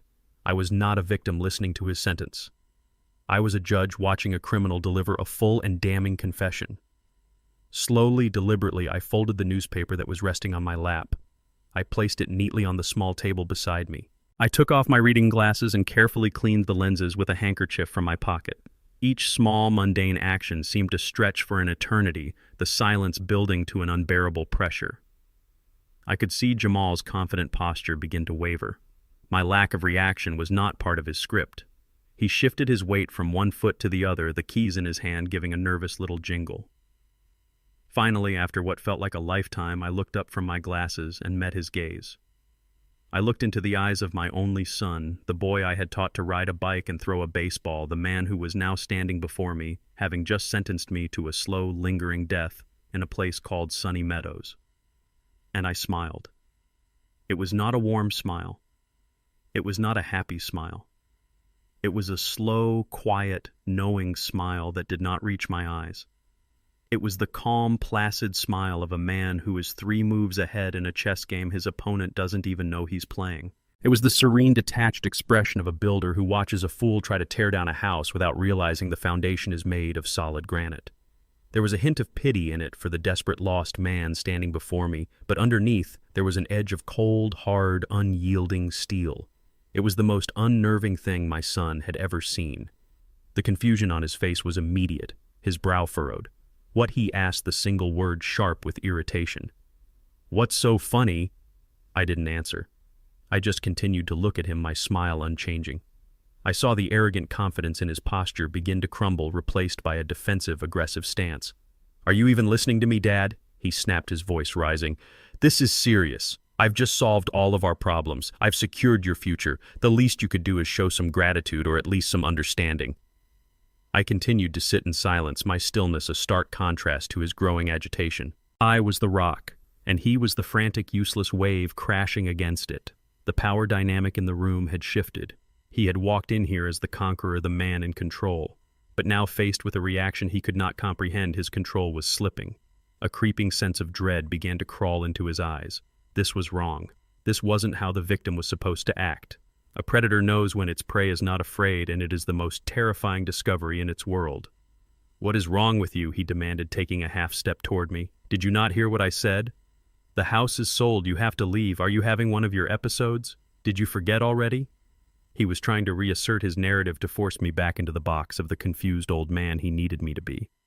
But the box was broken. I let out a soft, quiet sigh, the smile finally fading from my lips, replaced by an expression of profound, weary disappointment. I looked at him, at his furious, frightened face, and for a moment the image of the man was replaced by the ghost of the little boy. He had been a boy who always broke his toys because he could never understand how they worked. He had done it again. He had broken the most precious thing of all our family, and he didn't even understand the value of what he had destroyed. My heart ached with a final terrible pang of fatherly grief. This was the last time. This was the moment I had to let him go, not just from my house, but from my heart. I had to choose between the memory of the boy he had been and the promise I had made to the woman I loved, and there was no choice at all. "Oh, that's good news, son," I said, my voice light and airy, utterly devoid of the grief and panic he had expected. "That's a real load off my mind." I picked up my teacup from the table, my hand as steady as a surgeon's. "Because you see," I continued, taking a slow, deliberate sip, "I've already packed." He stared at me, his confusion returning. "Packed? What do you mean you've packed? I was just here a few days ago. You haven't touched a thing." "That's true," I said. I leaned back in my armchair, a picture of perfect, unbothered tranquility. "I haven't, but as I said, the packing has been taken care of." I let him struggle with the riddle for a moment, watching the frantic calculations behind his eyes. He was trying to make it make sense, but the pieces didn't fit. And then I delivered the final, impossible, devastating line. "It was thoughtful of you to sell the house," I said. "It really was. It saved me a lot of trouble, because I have been busy packing. But it wasn't for me. You see, son, the things I packed, they weren't my things at all." My cryptic words had left my son standing on the porch in a state of stunned, baffled silence. He was a man whose entire world, a world built on the simple, arrogant assumption of my weakness, had just been tilted on its axis. I didn't wait to hear his confused questions or his eventual burst of anger. I turned the deadbolt, the sound a final, satisfying click, and walked back into the quiet of the living room. The adrenaline from the confrontation began to fade, replaced by a deep, aching sadness. The victory was not sweet. It was the bitter, necessary medicine my wife had prescribed. I walked over to the mantelpiece and picked up a silver-framed photograph. It was of Lena, taken just a few years ago in her garden, the sun in her hair, her hands covered in rich, dark soil, a radiant, joyful smile on her face. Looking at her, at the life and love that shone from her eyes, the walls of the living room seemed to dissolve, and I was transported back to that other room, the sterile white room at the hospice where she had laid the foundations for this very day. The air in that room had smelled of antiseptic and quiet despair, a smell I will carry with me for the rest of my days. Machines beeped and whirred a heartless electronic lullaby that was the soundtrack to the end of my world. Lena was propped up on a mountain of sterile white pillows, a shadow of the vibrant woman who had filled my life with color for 50 years. Her body was frail, a delicate birdcage from which the bird was preparing to fly, but her eyes, when they met mine, were as clear and sharp as they had ever been. I was holding her hand, its skin as thin as parchment, and I was lying to her and to myself, desperately trying to build a wall of hope against an ocean of sorrow. The doctor said, "You're responding well to the new treatment." I had said, my voice thick with a hope I didn't feel. "He thinks you might be strong enough to come home next week. Just a few more days of rest, my love. I'll get the garden ready. We'll have you back home in time to see the roses bloom." She had squeezed my hand, a surprisingly strong gesture that spoke of the iron will that still resided within her failing body. A sad, gentle smile had touched her lips. "No, Caleb," she had whispered, her voice a dry rustle of leaves. "There are no more roses for me, and we both know it. Stop trying to build a wall against the ocean, my love. The tide is coming in, and we need to talk about the shore you'll be left standing on." Her directness was a shock. A dose of cold, hard reality I wasn't ready for. I started to object, to offer more useless platitudes about fighting about miracles, but she just shook her head, a slow, deliberate movement that commanded all of my attention. "Listen to me, my love," she said, her voice gaining a strange, urgent strength.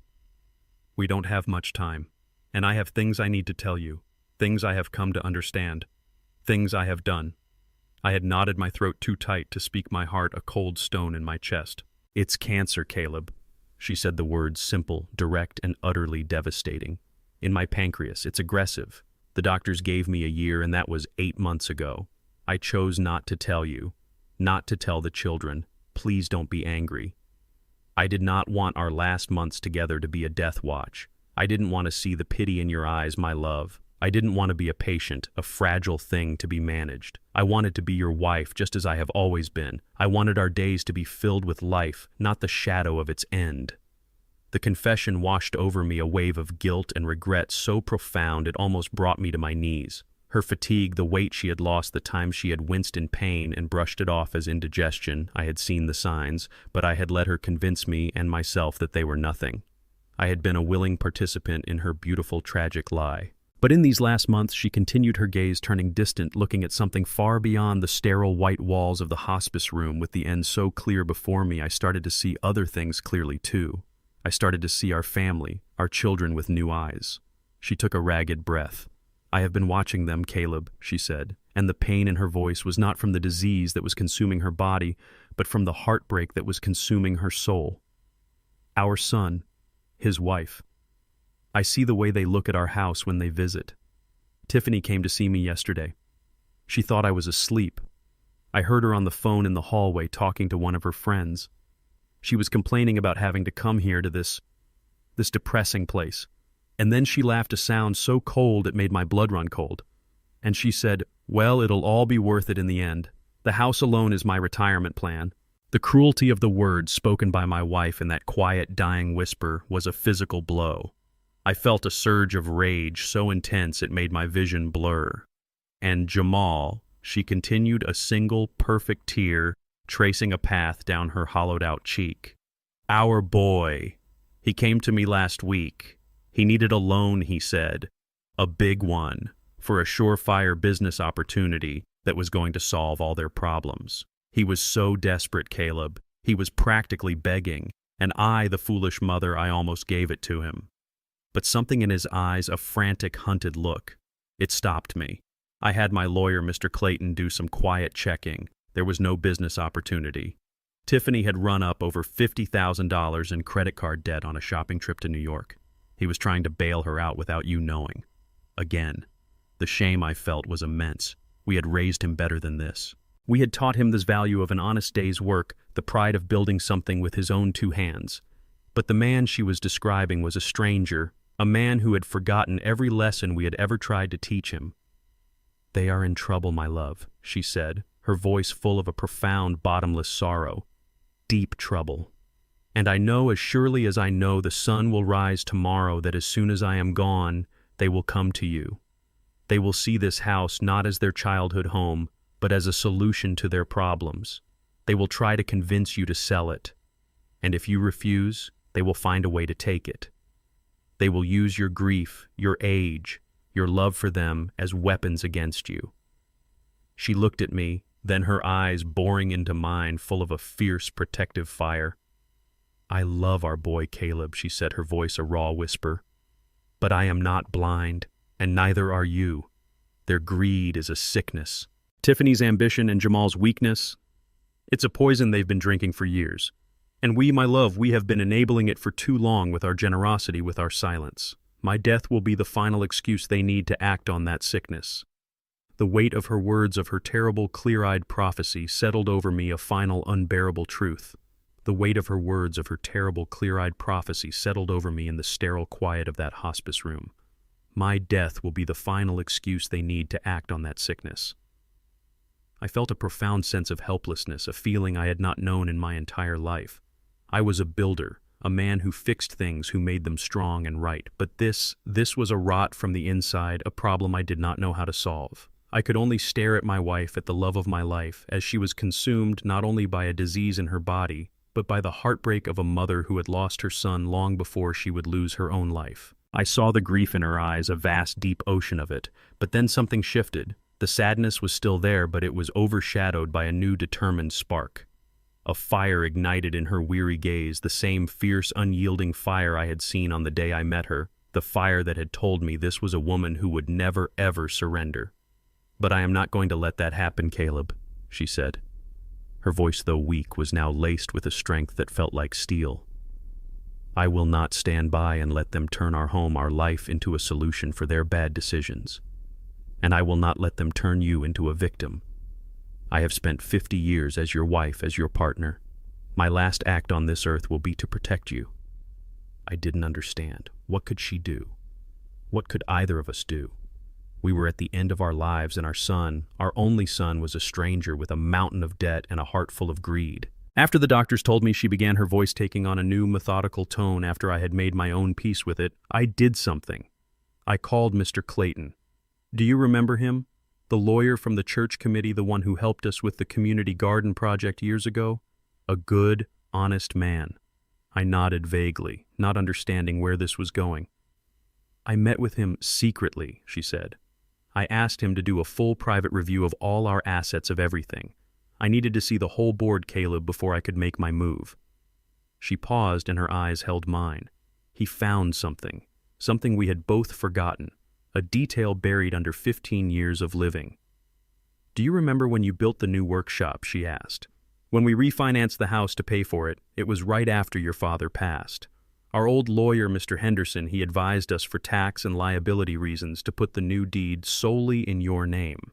We both signed it. I remember you joked about being the undisputed king of the castle now." The memory came back to me in a faint, distant flash. A boring meeting, a pile of papers, a joke. It had been a minor legal detail, a piece of paperwork, and a life filled with them forgotten as soon as it was signed. "The house is already yours, Caleb," Lena said, her words landing with a quiet, stunning force. "Legally, completely, irrevocably. It has been for 15 years. Jamal has no legal claim to it whatsoever. He can't sell it. He can't mortgage it. He can't touch it. It is yours." I just stared at her, my mind reeling. The implications of what she was saying were too vast to comprehend all at once. The central pillar of my son's entire desperate scheme, the asset he was counting on, did not belong to him. It belonged to me. "He doesn't know," I whispered. "Of course he doesn't," she said with a sad, knowing smile. "He never cared about the details. He only cared about the perceived value. He just assumed. And his assumption, my love, is the cornerstone of the trap he is about to build for himself." I felt a dizzying sense of vertigo, as if the floor of the hospital room had dropped away. But she wasn't finished. The architect of this brilliant, terrible plan was just getting started. That discovery gave me an idea, she said. It showed me the path. But it wasn't enough to just protect the house. I had to protect you. You would need resources. You would need freedom. She took a slow, rattling breath. You know the stock portfolio my father left me, she said. The one we never touched. Our nest egg for a rainy day. Yes, I said. It's for Jamal. It's his inheritance. The words were automatic, the ingrained instinct of a father to provide for his son, even a son who had just been revealed as a traitor. Her expression hardened not with anger, but with a final heartbreaking resolve. No, my love, she said, her voice firm. It was his inheritance. But an inheritance is a gift, not a right. It is a reward for a lifetime of love and respect. And he has forfeited that gift with his choices. He has proven that he is not a worthy steward of that legacy. Lena, I started to say the father in me still fighting a losing battle. No, Caleb, listen to me, she insisted, her grip on my hand tightening. If we gave him that money, now, what would happen? He and Tiffany would burn through it in a year, paying off their debts, buying new cars, new clothes, and then they would be right back where they started, empty-handed and desperate. It would not be a gift. It would be fuel for their disease. We will not set our son on fire just to keep him warm for one more winter. Her metaphor was so stark, so brutal, so true, that it silenced me completely. So I made a decision, she said, her voice now a quiet, unyielding declaration. I instructed Mr. Clayton to sell it. All of it. The entire portfolio has been liquidated. I was stunned into silence. A fortune built over a lifetime gone. That money is not for him anymore, Caleb, she said, her eyes boring into mine, willing me to understand the terrible, loving logic of her actions. It is for you. It is your shield. It is your freedom. It is the beginning of your new life. The words hung in the air, a final, shocking testament to the lengths she had gone to in order to protect me and the painful final judgment she had made on the son she had loved so deeply. I sat there by her bedside, the sterile air of the hospice room thick with the truths she had just revealed. The knowledge that our house was mine alone, the fact that she had secretly sold off her entire inheritance, it was all too much to process. My mind, the mind of a builder, a man who dealt in solid, predictable things, was reeling. I looked at my wife, this frail woman who was leaving me, and I saw a strategist, a general, a queen moving pieces on a board I hadn't even known existed. But her army consisted of lawyers and secrets, and her treasury was the money I had always believed would one day belong to our son. Lena, I whispered, my voice hoarse, the money. That was for Jamal. That was his inheritance from your father. It was for his future. The words were automatic, the ingrained instinct of a father to provide for his son, even a son who had just been revealed as a traitor, a man who was waiting for his own mother to die so he could pay off his wife's shopping bills. Her expression hardened, not with anger, but with a final heartbreaking resolve that was more powerful than any rage. No, my love, she said, her voice firm. Each word a carefully chosen, perfectly placed stone in the foundation of her argument. It was his inheritance. But an inheritance is a gift, not a right. It is a reward for a lifetime of love and respect. And he has forfeited that gift with his choices. He has proven time and time again that he is not a worthy steward of that legacy. I started to speak, to offer some weak defense for the boy I had raised, but she stopped me.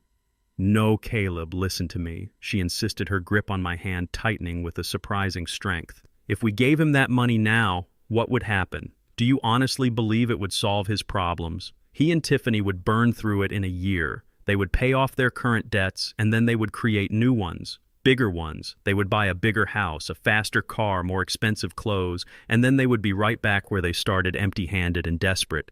But this time they would be older with even less time to fix the mess they have made of their lives. It would not be a gift. It would be fuel for their disease. We will not set our son on fire just to keep him warm for one more winter. Her metaphor was so stark, so brutal, so undeniably true that it silenced me completely. She saw the surrender in my eyes, the dawning, horrified acceptance. And then her expression softened again, the fierce strategist replaced by the loving wife who was preparing her final, most beautiful gift. That money is not for him anymore, Caleb, she said, her voice now a soft, loving whisper. It is for you. It is your shield. It is your freedom. It is the beginning of your new life. She paused, a faint, almost mischievous smile touching her lips. I used some of it already. I bought you something. Lena, what are you talking about? I asked, my mind unable to keep up. There's a villa, Caleb, she whispered, her eyes bright with the vision she was painting for me, a vision of a future I couldn't yet see. On the shore of Lake Norman. It's not as big as our house, but it's beautiful. I saw the pictures. It's made of stone and cedar nestled in a grove of tall pine trees. It has wide windows that look out over the water. And it has a large detached garage right by the water's edge. I told the realtor it had to have a space for a workshop, a place where you can make things again, my love, a place where you can hear the water instead of the traffic, a place for you to find peace. She had bought me a house, a whole new life. While she was dying, while she was in pain, she had been secretly meticulously building me a sanctuary. I was utterly speechless, the sheer audacity and overwhelming love of the gesture too vast to comprehend. The rest of the money, she continued, her voice urgent as if she were running out of time to tell me everything, nearly $900,000 is in a private trust. Your name is the only one on it. Mr. Clayton has all the paperwork. Jamal and Tiffany will never find it. They cannot touch it. It is your freedom, Caleb. The freedom to say no. The power to live the rest of your life on your own terms without ever being a resource for them to drain again. It's my final gift to you, my darling. The scale of her foresight, the depth of her protective love was a force of nature. She had seen the storm coming and she had built me an ark. But as I looked at her, at this incredible, brilliant woman, I saw the final, most difficult part of her plan settle into her eyes. The gift had a price, and it was a price I would have to pay. But none of this will work, she said, her voice becoming serious, her grip on my hand tightening until it was almost painful. None of it will matter unless you promise me something. The hardest thing I will ever ask of you. I just looked at her, my heart pounding, ready to agree to anything. You must let them do it, Caleb, she said, her eyes boring into mine, willing me to understand. You must let them believe this house, our home, is all there is. You must let them make their move. Let them show you who they are once and for all. Don't fight them. Don't argue. Don't reason with them. You have to be a ghost in your own life. Just watch. The request was a physical blow. It went against every instinct I had as a man, as a father. My instinct was to build, to fix, to confront, to make things right. She was asking me to stand by and watch my own son commit the ultimate act of betrayal, to do nothing as he tried to tear down the life I had built. She saw the war in my eyes. The father in me was screaming in protest. It's the only way, my love, she whispered, her voice pleading. If you confront them now, it will be a terrible, ugly fight. They will call you a monster. They will twist your words. You will spend the rest of your days at war with your own son. But if you let them walk into this trap, they will expose themselves. The truth will be a cage of their own making. It is the only way you will ever truly be free. It's the only way they might one day be forced to see the truth of what they've become. She was asking me to sacrifice my son on the altar of a terrible, necessary truth. It was the hardest choice of my life. Promise me, Caleb, she begged, tears now streaming down her face. It is my last wish. Don't let my last act be in vain. Don't let them take your peace from you. That is the one thing they cannot have. Fight for the peace I am trying to give you. Promise me. I looked at my wife, the love of my life, the woman who had built a world with me, and I saw that this was her final, most important blueprint. It was a plan for my survival, a final, fierce act of protection. And though it felt like a betrayal of every instinct I had as a father, my loyalty as a husband was absolute. The father had to die so the husband could keep his promise. Through my own tears, I leaned forward and kissed her forehead. I promise, Lena, I whispered the words, a sacred, unbreakable vow. I promise. I'll just watch. The month that followed my son's ultimatum was the longest and quietest of my life. I was living on a stage, playing the final tragic act of a play for an audience of 2. I continued my performance as the defeated, heartbroken father. When Jamal called to give me the details of the moving company he had hired or the admission date for Sunny Meadows, I would respond with a quiet, resigned sigh. When Tiffany called to ask if I had started sorting through my sentimental keepsakes, I would tell her I was too tired, that it was all too much. I could hear the triumphant, patronizing pity in their voices. They were so sure of their victory. They were so sure of my weakness. They were so completely and utterly blind. While they were busy arranging the logistics of my exile, I was busy with my own quiet work. During the day, I would sit in my armchair, the grieving patriarch. But at night, the house would come alive. I moved with a quiet, methodical purpose, a master carpenter at his final, most important project. I was not packing my own life into boxes. I was carefully curating the inheritance my children so richly deserved. Every object of real monetary or sentimental value was carefully wrapped and hidden away in my workshop, a silent testament to a life they had forfeited. The house was being transformed into a museum of their failure, and they had no idea. The morning of the move arrived, a bright, clear day at the beginning of the month. It was the kind of beautiful, hopeful morning that felt like a cruel joke. I did not feel hopeful. I felt only a profound and heavy sense of finality. I woke early. I had my coffee on the patio looking out at Lena's garden, which was bursting with late-season blooms. I said my goodbyes to the house, to the memories, to the 50 years of love that lived in its walls. And then I sat in my armchair, a book open on my lap, and I waited for the vultures to arrive. I heard it before I saw it. A low rumbling groan that grew into the loud hydraulic hiss of a large truck's air brakes. The sound shattered the peaceful quiet of our neighborhood. I looked out the window and saw it.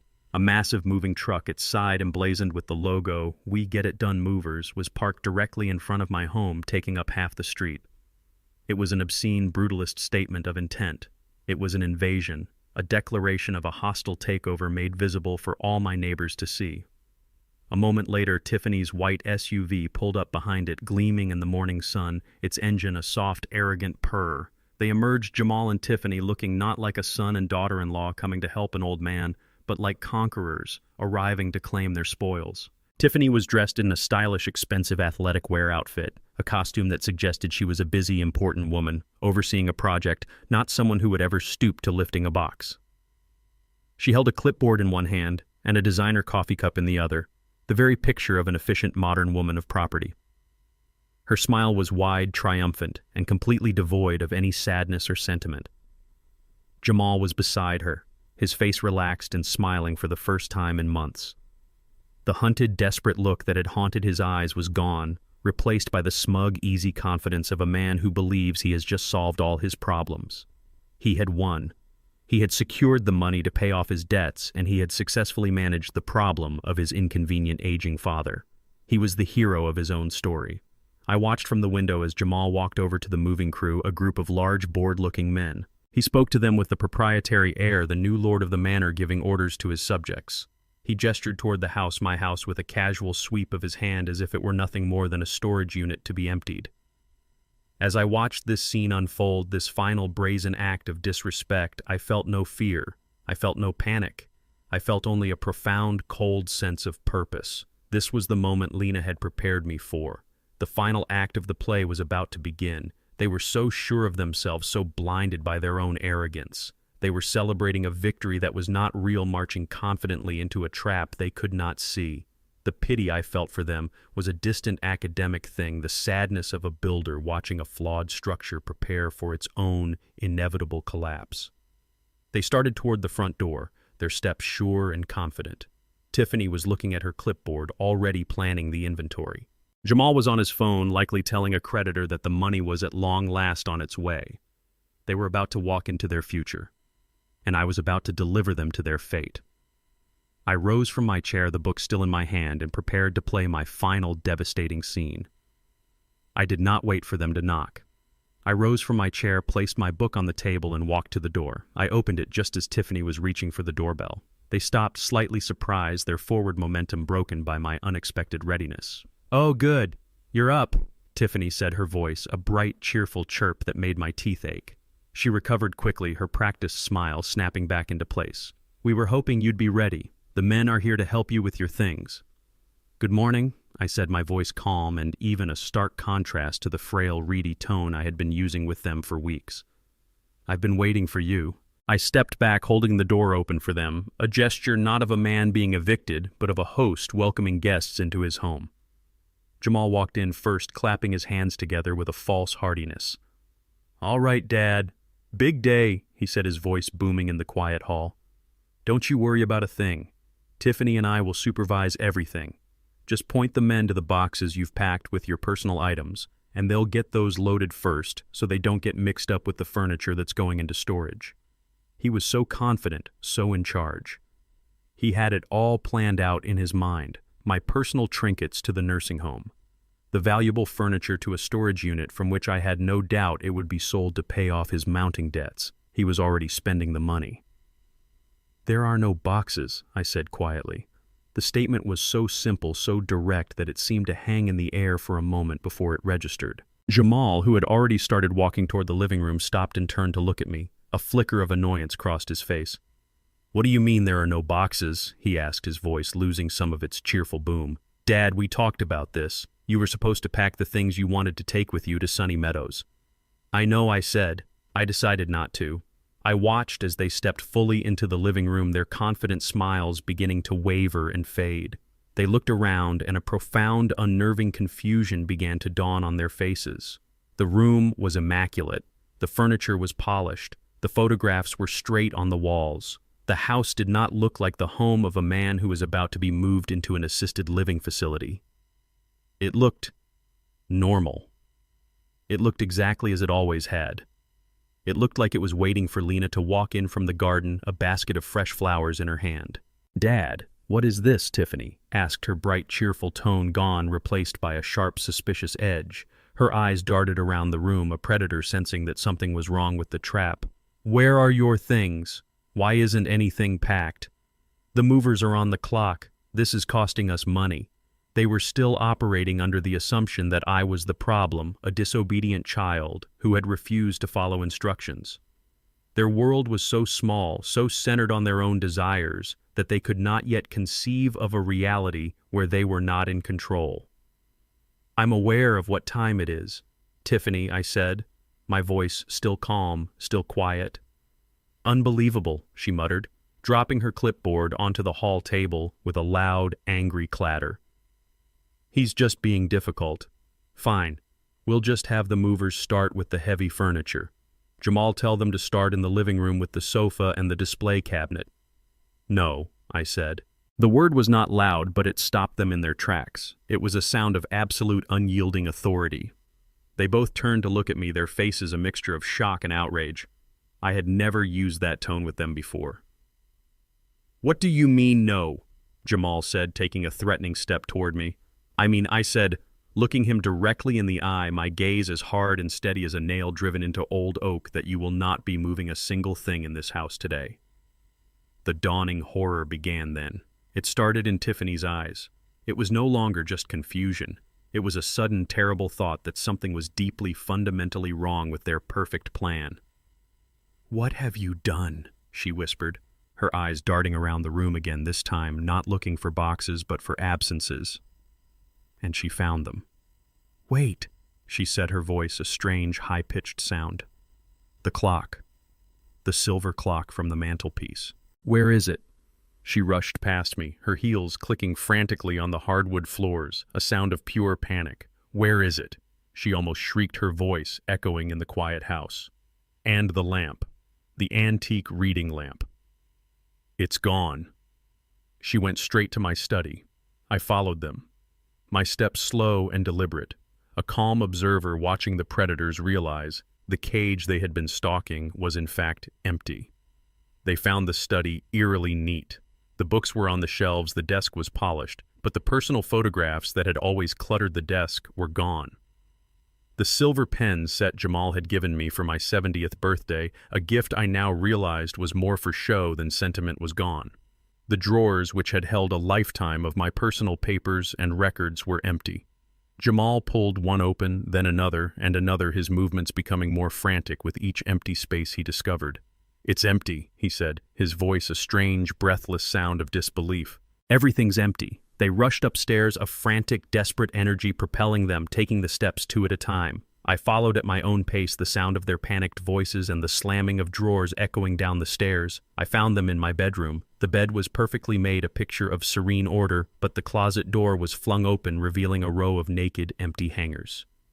The dresser drawers were all pulled out, their empty interiors a silent testament to a life that had already departed. My clothes, my shoes, my books, my personal effects, all gone. The only things left were the heavy pieces of furniture, the bed frame, the dresser, the nightstands. "Where is it all, Dad?" Jamal yelled, his voice cracking with a rising, hysterical panic. He turned on me, his face a mask of rage and confusion. "Where is all your stuff? You can't just get rid of it. It's part of the estate. It has value." "I haven't gotten rid of it," I said calmly from the doorway. "It's exactly where it needs to be." My enigmatic answers were only fueling their frenzy. My calm was a stone wall against which their panic and rage crashed in useless foaming waves. Tiffany's face was a mask of furious disbelief. "What have you done?" she accused, her voice trembling with a rage that was quickly consuming her fear. "Did you sell everything? Did you sell it all for pennies just to spite us? I knew we shouldn't have waited. We should have taken control weeks ago." Her words were a confession, a final damning admission of their true intentions, but she was too consumed by her panic to even notice. Jamal, however, was a step beyond anger. He was in a state of pure frantic desperation. He was a man who had seen his salvation, a fortune that would solve all his problems, vanish into thin air. He was still searching, still believing that this was some kind of trick, some game, and that if he just looked hard enough he would find the prize. And then a new thought, a last desperate flicker of hope ignited in his eyes. The workshop. He said, his voice a sudden breathless gasp. He looked at me, his eyes wild. The tools. My God, the tools. He turned and bolted from the bedroom, not running but scrambling like a man escaping a fire. Tiffany, her own hope rekindled by his sudden energy, was right behind him. They thundered down the stairs and out the back door, heading for the large, detached garage that had been my sanctuary for 50 years. I followed them, my steps slow and deliberate. I knew what they were about to find, or rather, what they were about to not find. The workshop had been the heart of my life, the place where I was most truly myself. It had always been a place of organized chaos, a beautiful, functional mess filled to the bursting point with the tools of my trade. The walls had been lined with racks holding hundreds of hand tools, antique planes and chisels passed down from my own father, each one with a story. The air had always been thick with the rich, sweet scent of cedar and walnut, of machine oil and sawdust. It was the smell of creation. It was the smell of my soul. Jamal threw open the workshop door with a violence that made the wood shudder. He and Tiffany stumbled inside, and then they froze, their forward momentum cut off as if they had run into an invisible wall. Instead of the familiar, comforting chaos of a well-used workshop, they were met with a vast, cavernous, and utterly empty space. It was a tomb. The walls were bare, marked only by the ghostly outlines and empty screw holes where my tool racks had hung for decades. The clean, swept concrete floor was a map of absences, faint squares of dust showing where the heavy cast-iron legs of my table saw and my massive lathe had once sat. The long, sturdy workbench I had built from a single slab of rock maple, the workbench where I had taught a young Jamal how to hold a hammer, was gone. The shelves that had held my precious stock of lumber, walnut, cherry, bird's-eye maple were bare. The familiar rich scent was gone too, replaced by the cold, sterile smell of concrete and dust and forgotten things. The silence in the garage was absolute, a dead, hollow quiet that was the opposite of the noisy, vibrant life that had once filled it. This was the sight that finally and completely broke my son. The empty closets and drawers had been a shock, a mystery. But the empty workshop was a statement. It was a profound symbolic blow that he understood on a primal level. It meant that this was not a temporary move. It meant that his father had not just packed his clothes, he had moved his entire soul out of this house. He stumbled into the middle of the empty room, his movements clumsy, his eyes wide with a look of utter catastrophic disbelief. He ran his hands over the bare walls where the tools used to be, as if his touch might magically bring them back. He let out a sound, a low guttural cry that was a mixture of the purest rage and the most profound despair. He spun around, his eyes wild, looking for something, anything to hold on to, but there was nothing. Only the empty space, a monument to his failure. He finally collapsed against the far wall, sliding down to the floor, his expensive suit jacket bunching up around his shoulders. He put his head in his hands, his body shaking with ragged, tearing sobs. The tools, he whispered, his voice, the broken, despairing sound of a man who has lost his final gamble. The antique tools alone, they were worth a fortune. Even in this moment of ultimate soul-crushing defeat, his first and final thought was of the money, not of the memories, not of the craft they represented, not of the grandfather and the father and the son who had all held those same tools in their hands, only their monetary value. And in that final damning admission, I saw the full tragic scope of the sickness that had consumed him. Tiffany just stood in the doorway, her face a mask of cold, hard defeat. She was a pragmatist. She understood what this meant. The game was over. They had lost. Her panic had finally given way to a quiet, simmering hatred directed at her husband, at me, at the world that had denied her what she so clearly believed she was owed. I stood in the doorway watching my son weep amidst the ghosts of my life's work. My promise to Lena was almost fulfilled. She had told me to watch them, to let them show me who they were. And I had. I had seen it all. Now all that was left was to deliver the final, quiet eulogy for the family we had once been. They were like two caged, frantic animals trapped in the empty shell of their own greed. Having found the house stripped of everything that held personal or monetary value, they had descended into a spiral of rage and confusion. The final damning discovery of the empty workshop had been the blow that broke my son completely. He was a ruin slumped against the bare wall where my tools had once hung, his body shaking with the ragged, ugly sobs of a man who has lost everything, especially himself. Tiffany stood in the doorway, her face a mask of cold, hard defeat. She was a pragmatist. She understood what this meant. The game was over, and they had lost in a way they hadn't even known was possible. I had been watching from the back door of the house, a silent observer to their self-destruction. The promise I had made to Lena was fulfilled. I had watched them, and they had shown me who they were. The performance was over. My part as the confused, helpless old man was done. It was time for the curtain to rise on the final act. I stepped out from the house and began to walk slowly, deliberately across the small lawn toward the open garage. My footsteps on the cool flagstone path were the only sound, a steady, unhurried rhythm that cut through the sound of Jamal's weeping. They both looked up as I approached, their heads snapping in my direction, and then they just stared. Their frantic energy, their rage, their despair, it all seemed to freeze, replaced by a profound, disorienting shock. They were looking at me, but they were seeing a stranger. The man they had been plotting against for weeks, the man they had so confidently dismissed as a feeble-minded relic, was gone.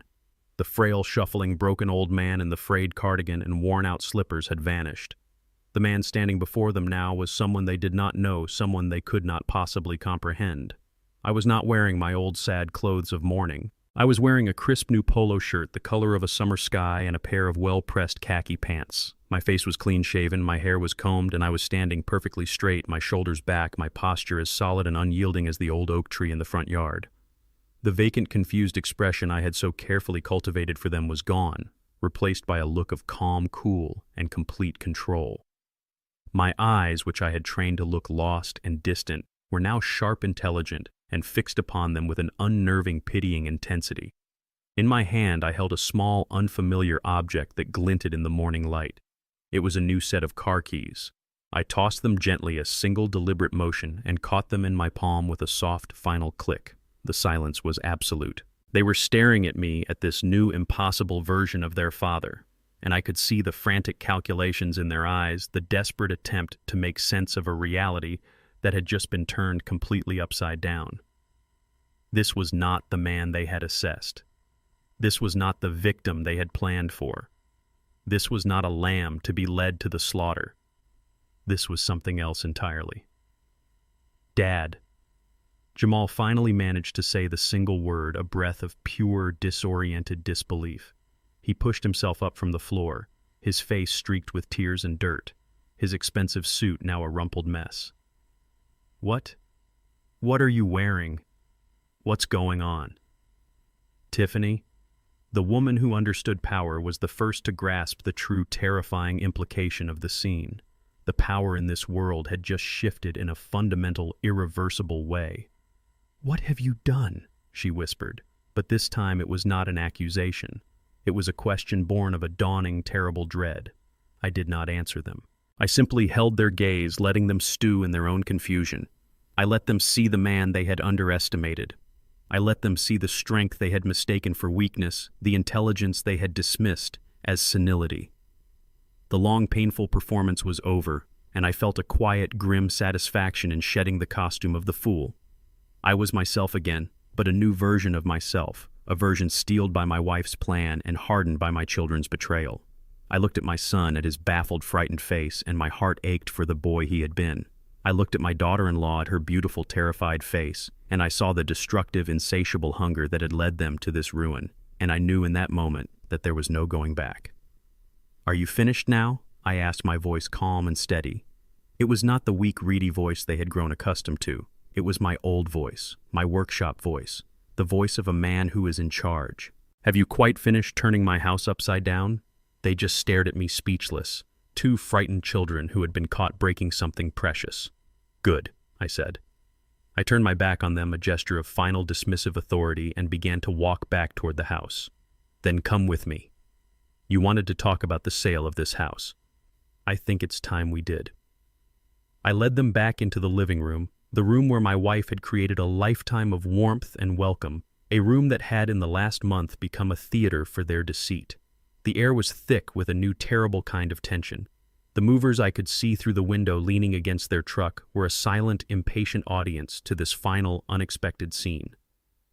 Jamal and Tiffany stood in the middle of the room, their confusion and fear warring with a lifetime of ingrained arrogance. The sight of me calm and changed had thrown them into a state of disarray, but they were not yet defeated. In their minds, they were still the heroes of this story, the responsible children who had been thwarted by a stubborn, confused old man. "Talk to us. Dad." Jamal finally exploded, his voice a raw shout of frustration that echoed in the quiet house. "Stop playing these games. What did you do? Where is everything? We had a buyer. We had a deal. You have ruined everything." I walked over to the fireplace and stood before it, my back to the empty hearth where Lena and I had shared so many winter nights. I turned to face them, no longer the shuffling, broken old man, but the builder of this house, the master of this domain. My calmness was a wall against which his hysteria crashed and broke. "Ruined everything?" I asked, my voice quiet, but carrying an authority they had not heard from me in years. A voice that demanded and received silence. "No, son, I haven't ruined anything. You, on the other hand, have made a very, very serious mistake. A foundational error, you might say, in your grand design." "What are you talking about?" Tiffany snapped, her fear making her voice sharp and brittle. She was trying to regain control, to reassert her dominance. "We did this for you. We found a way to secure your future, to get you the care you need." "My care," I said with a slow, sad nod. "Yes. Let's talk about that. Let's talk about your deal. Let's talk about the sale of this house." I paused, letting the words hang in the air, each one a heavy stone dropped into a deep well. "Tell me, Jamal," I asked, my voice that of a patient teacher, "when you decided to sell my house, did you ever even once bother to look at the paperwork?" The question was so simple, so unexpected, that it stopped him cold. "What paperwork?" he stammered. It's the family house. It's Mom and Dad's house." "Ah," I said, a sad smile touching my lips. "There's your mistake. Your first and most costly mistake. You have always seen this house as an asset, a thing to be inherited. You never saw it as a home, and you certainly never bothered to look at the legal documents that define it." I walked over to the small desk in the corner of the room, the one where Lena used to pay the bills, a place they had dismissed as a relic of a bygone era. I opened a drawer and pulled out a thick, folded document. It was the deed to the house. I walked back and laid it on the coffee table in front of them, smoothing out the creases. "This," I said, my finger tapping the top of the page, "is the deed to this house. Do you see the date 15 years ago? It's from when we refinanced to put the new workshop on the garage. And if you look here," I pointed to the bottom of the page at the names of the legal owners, "you will see only one. Mine." Jamal stared at the document as if it were a venomous snake. He wouldn't touch it. He just shook his head, a look of pure, baffled denial on his face. "No," he whispered. "No, that's not possible. That can't be right. It's ours." The word "ours" came out as a desperate, childish plea, the last gasp of a lifetime of entitlement. Tiffany, ever the pragmatist, did not share his denial. She snatched the document from the table. Her eyes, sharp and quick, scanned the legal language. I watched her face, a fascinating study in slow-motion devastation. I saw the moment her sharp mind understood the legal terminology. I saw the moment she recognized the official notary seal. And I saw the moment she comprehended the devastating, irrefutable truth of it all. The color drained from her face. Her shoulders slumped. The fire went out of her in an instant. She knew. It was over. Jamal, however, was still fighting, still trapped in the burning wreckage of his own arrogant assumptions. "You're lying," he shouted, his voice cracking. "This is a trick. Some fake document you had made up." Our lawyer Henderson, he checked the title. He said it was clear. "Did he?" I asked quietly, my voice patient, relentless. "Or did you just tell him it was and he took your word for it? Did you ever actually show him the deed? Or did you just assume in your hurry, in your greed, that everything would fall into your lap as you believed it should? You were in such a rush to bury me, son, you didn't take the time to read the will." The question hit its mark. Jamal's face crumpled. He had been so arrogant, so sure of his victory, that he had overlooked the most basic fundamental detail. He had built his entire scheme on a foundation of sand, and the tide was now rushing in, washing it all away. I let him sit with that for a moment, let the terrible truth of his own incompetence sink in. But I was not finished. The lesson was not yet complete. "You see, son," I continued, my voice still calm, still methodical, "what you did wasn't just a mistake. It has a legal name. It's called fraud. You entered into a legally binding contract to sell a multi-million-dollar asset that you had no legal right to sell. You took a deposit from the buyer under false pretenses. That is a serious crime." At the word crime, a new kind of fear, a more visceral and primal fear, appeared in his eyes.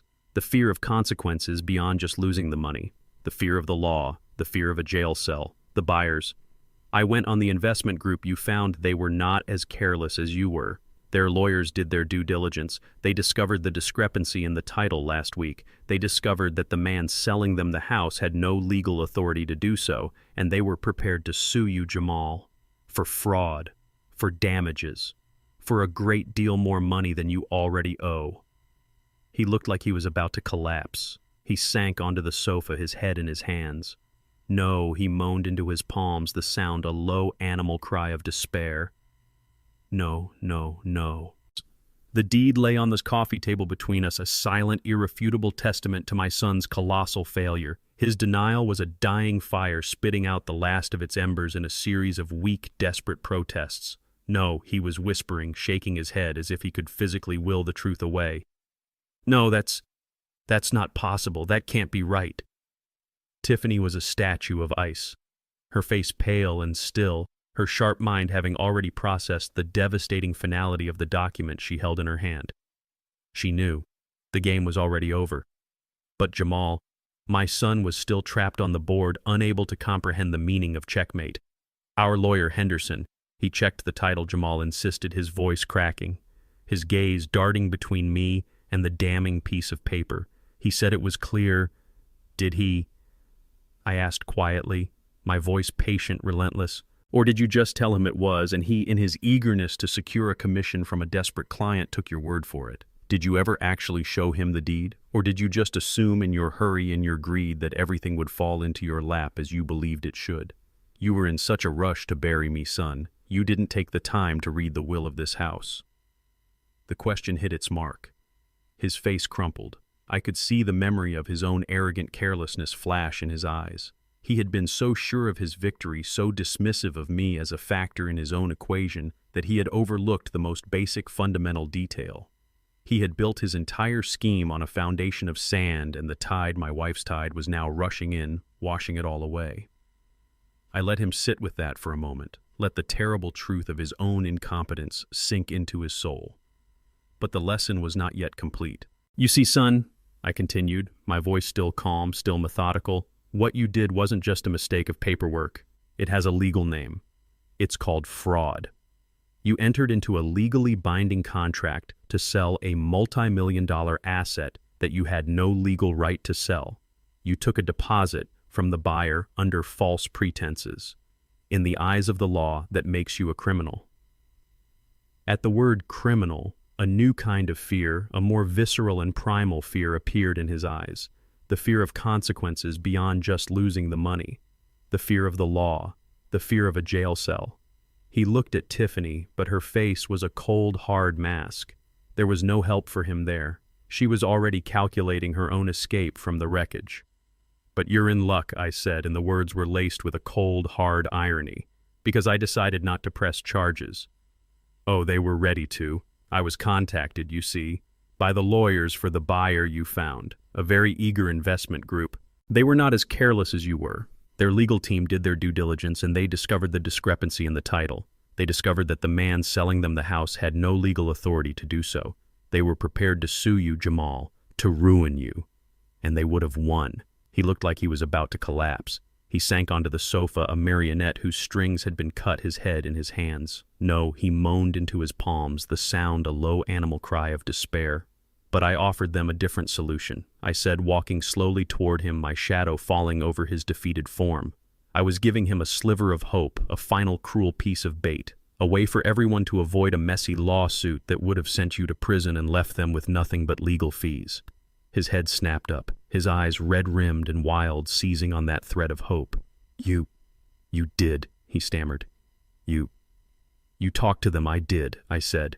I explained that you had overstepped your authority, that you were a grieving son who was not thinking clearly. I made excuses for you that you do not deserve. I let that hang in the air for a moment. I told them that while you couldn't legally sell them the house, I could. And as a gesture of goodwill, I told them I would be willing to honor the excellent price you had negotiated. The transformation on his face was a terrible, pathetic thing to behold. The despair was washed away by a tidal wave of manic, desperate hope. He misunderstood completely. He was so blinded by his own need that he couldn't see the final, elegant turn of the knife. He thought I had saved him. He thought I had saved the deal for him. You did, he gasped, a hysterical, almost laughing sound escaping his lips. You saved it. Dad, I don't know what to say. Thank you. He looked at me with a desperate, pathetic gratitude. So the money is still coming, he asked, his voice a hopeful whisper. I looked at him at the full tragic depth of his delusion. Even now, even after all of this, he still believed he was entitled to it. He still believed that in the end I would be the father he had always known, the man who would clean up his messes, the man who would always put his son's needs before his own. It was time for his education to be complete. Yes, son. I said, my voice now as cold and clear as glass. The money is still coming. In fact, it's already here. The full $750,000. The wire transfer was confirmed this morning. Thank God, he breathed a look of pure, ecstatic relief on his face. He had done it. He was saved. I let him savor that feeling for one single, beautiful, terrible second before I cut the thread. It was wired directly into a private trust account. I said, my voice unchanging. An account that your mother in her infinite wisdom set up for me months ago. An account to which you have no access. An account you didn't even know existed. And that was it. That was the moment he finally broke. The hope in his eyes died not in a flicker but in an instant violent extinguishment, as if a switch had been thrown. It was replaced by a vast empty darkness. It was the look of a man whose soul had just been unplugged. The rage was gone. The denial was gone. All that was left was the raw, gaping wound of his own colossal self-inflicted failure. He had not just failed to get the money. He had personally gift-wrapped it, tied a bow on it, and delivered it directly into my hands. His grand, brilliant plan had resulted in his own complete and utter ruin and my own quiet, comfortable enrichment. He made a sound, a low, guttural moan of pure physical despair. But the debts, he whispered, his voice the broken, rattling sound of a man confessing his sins to a God who was no longer listening. Tiffany, we needed that money. He looked up at me, his face a mask of pathetic, pleading, childish desperation. The predator was gone, and in his place was the weak, frightened boy he had always been. I looked at my son, at the man he had become, a man who had been willing to throw his own father into a home and sell his childhood memories to pay for his wife's shopping habits. And the last remnants of my fatherly pity evaporated, replaced by the cold, hard finality of justice. Lena's justice. Those sound like your problems, son, I said, not mine. The words had landed like stones, shattering the last of my son's desperate hope. Those sound like your problems, son, not mine. A profound, terrible silence filled the room, broken only by the sound of Jamal's ragged, shallow breathing. He was a collapsed ruin on the sofa, his head in his hands, the full weight of his colossal failure finally crashing down upon him. He had gambled everything on my weakness, and he had lost in a way he had never imagined possible. Tiffany stood frozen in the middle of the room, her face a pale blank mask of shock. The numbers, the brutal final numbers were running through her mind. The loss of the house, the loss of the $750,000, the loss of the life she had been so certain was hers. They were adrift in the wreckage of their own greed, and the storm they had unleashed had consumed them utterly. I looked at them, my children, or the strangers who wore their faces, and I felt a profound and weary sadness. This was the end of the road, the tragic, inevitable destination their choices had led them to. I had no more anger left, only a deep, hollow ache for the family that had been and the one that could never be. But Lena's plan, her final terrible lesson, was not yet complete. There was one last piece of business to attend to. I walked slowly through the room they had so eagerly planned to gut, and renovate the room they had just mentally stripped for parts. I ran my hand over the smooth, worn wood of the mantelpiece I had built with my own hands half a century ago. I paused before Lena's favorite armchair, its floral pattern faded from years of sunlight and shared stories. Your mother and I began, my voice quiet but carrying to every corner of the silent room.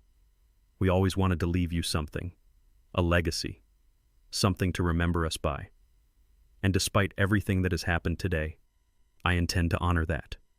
At my words, a flicker of something wild and desperate, something almost insane appeared in Jamal's eyes. He looked up at me from between his fingers, his face a mess of confusion and a tiny, impossible spark of hope. Was there something else? Another account? A piece of the puzzle he had missed.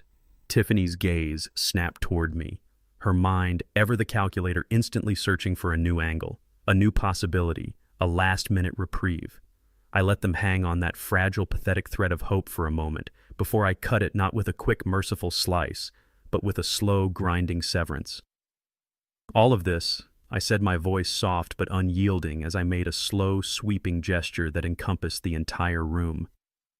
The sofa you're sitting on, Jamal. The dining table your mother cherished, the one where we hosted 50 years of Thanksgiving dinners. The grandfather clock in the hall that belonged to my own father. The beds upstairs where you slept as children. All the furniture you were so eager to put into storage and sell. It's all yours. Consider it your inheritance. The words landed not with a bang, but with a quiet, devastating thud. It was a gesture of such profound, insulting finality that it took them a moment to even process it. The furniture, the physical objects, the heavy, cumbersome shells of a life they had disdained. Just hours ago, Tiffany had been appraising these items with a cold, greedy eye, seeing them as assets to be liquidated. Now they were a burden, a liability. They were the ones who would have to pay the movers who were still waiting outside like vultures on a telephone wire to haul away this mountain of wood and fabric that was now their only inheritance. Its monetary value, as they would soon discover, was a pittance, a cruel rounding error compared to the fortune they had just lost. Tiffany let out a sound, a choked, incredulous, almost hysterical laugh that held no humor, no joy, only the pure, venomous sound of a spirit breaking. The furniture, she whispered the words laced with a disbelief that was curdling into rage. You're leaving us the furniture. She looked at the antique mahogany display cabinet, the one she had coveted, the one she had probably already sold a dozen times in her mind, and her expression was not one of desire, but of pure, unadulterated hatred. It was no longer a prize. It was a monument to her failure. Jamal just stared at me, his face blank. He was beyond anger now. He was in a place of pure, hollow shock, a place where the final calculated cruelty of his own parents was a concept too vast and terrible to comprehend. I did not wait for their gratitude. The movers are outside, I said, my voice calm and practical, as if I were discussing a simple business transaction. Their services for the day have been prepaid, a final gift from your mother, but any additional costs for storage or for disposal will be your responsibility. I'm sure you can work out an arrangement with them. After all, I said, letting the words sink in, it's your property now. The finality of it was absolute. I had handed them not a legacy but a problem, a large, heavy, and deeply humiliating problem. They were now the owners of a house full of old furniture that they had no right to keep in a house that was no longer theirs. They were trapped, and the walls of their own greed were the walls of their prison. My part in this sad final act was over.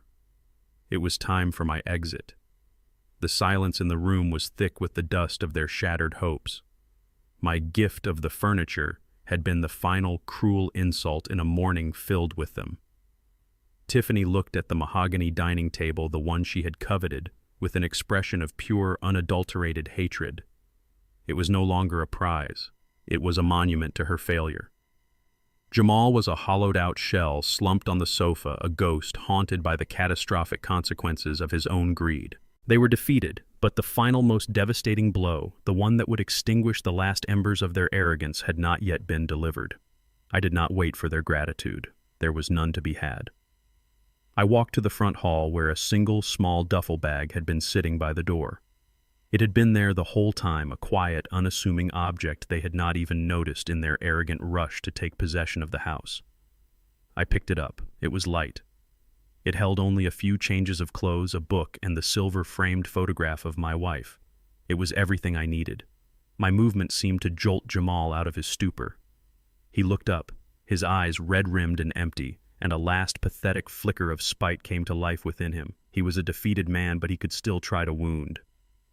"So where are you going now, Dad?" He sneered, his voice a ragged, ugly thing. "Back to your armchair to talk to Mom's picture. Don't worry, Sunny Meadows won't be so bad. At least your expenses are paid." He was trying to cling to the last shred of his narrative, the fiction that he had in some small way provided for me, that he still held some piece of control over my future. I turned to face them one last time, the duffel bag in one hand, the new set of car keys in the other. I allowed myself a small, sad smile. It was a smile of pity for the blind, foolish boy who stood before me, a boy who still did not understand the game he had lost so spectacularly. "I'm not going to Sunny Meadows, son," I said quietly. "But you were right about one thing. My expenses are indeed paid, for the rest of my life." And then I told them the final truth. The secret that Lena had armed me with her last and most brilliant gift, the one she had wrapped in her love and sealed with her fierce protective wisdom. "Your mother was a remarkable woman," I said, my voice filled with a pride that was as real as their greed was false. "She saw all of this coming. She saw you. She saw your hearts. And she loved you, but she was not blind. And so in her final months she made her own arrangements. For me."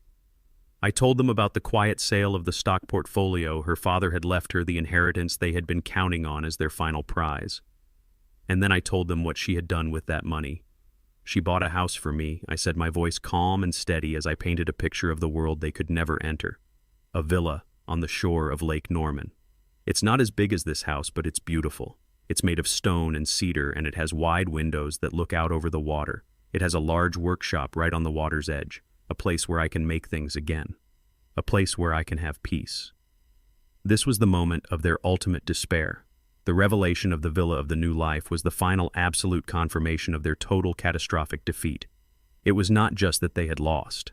It was that I had won in a way they could never have imagined.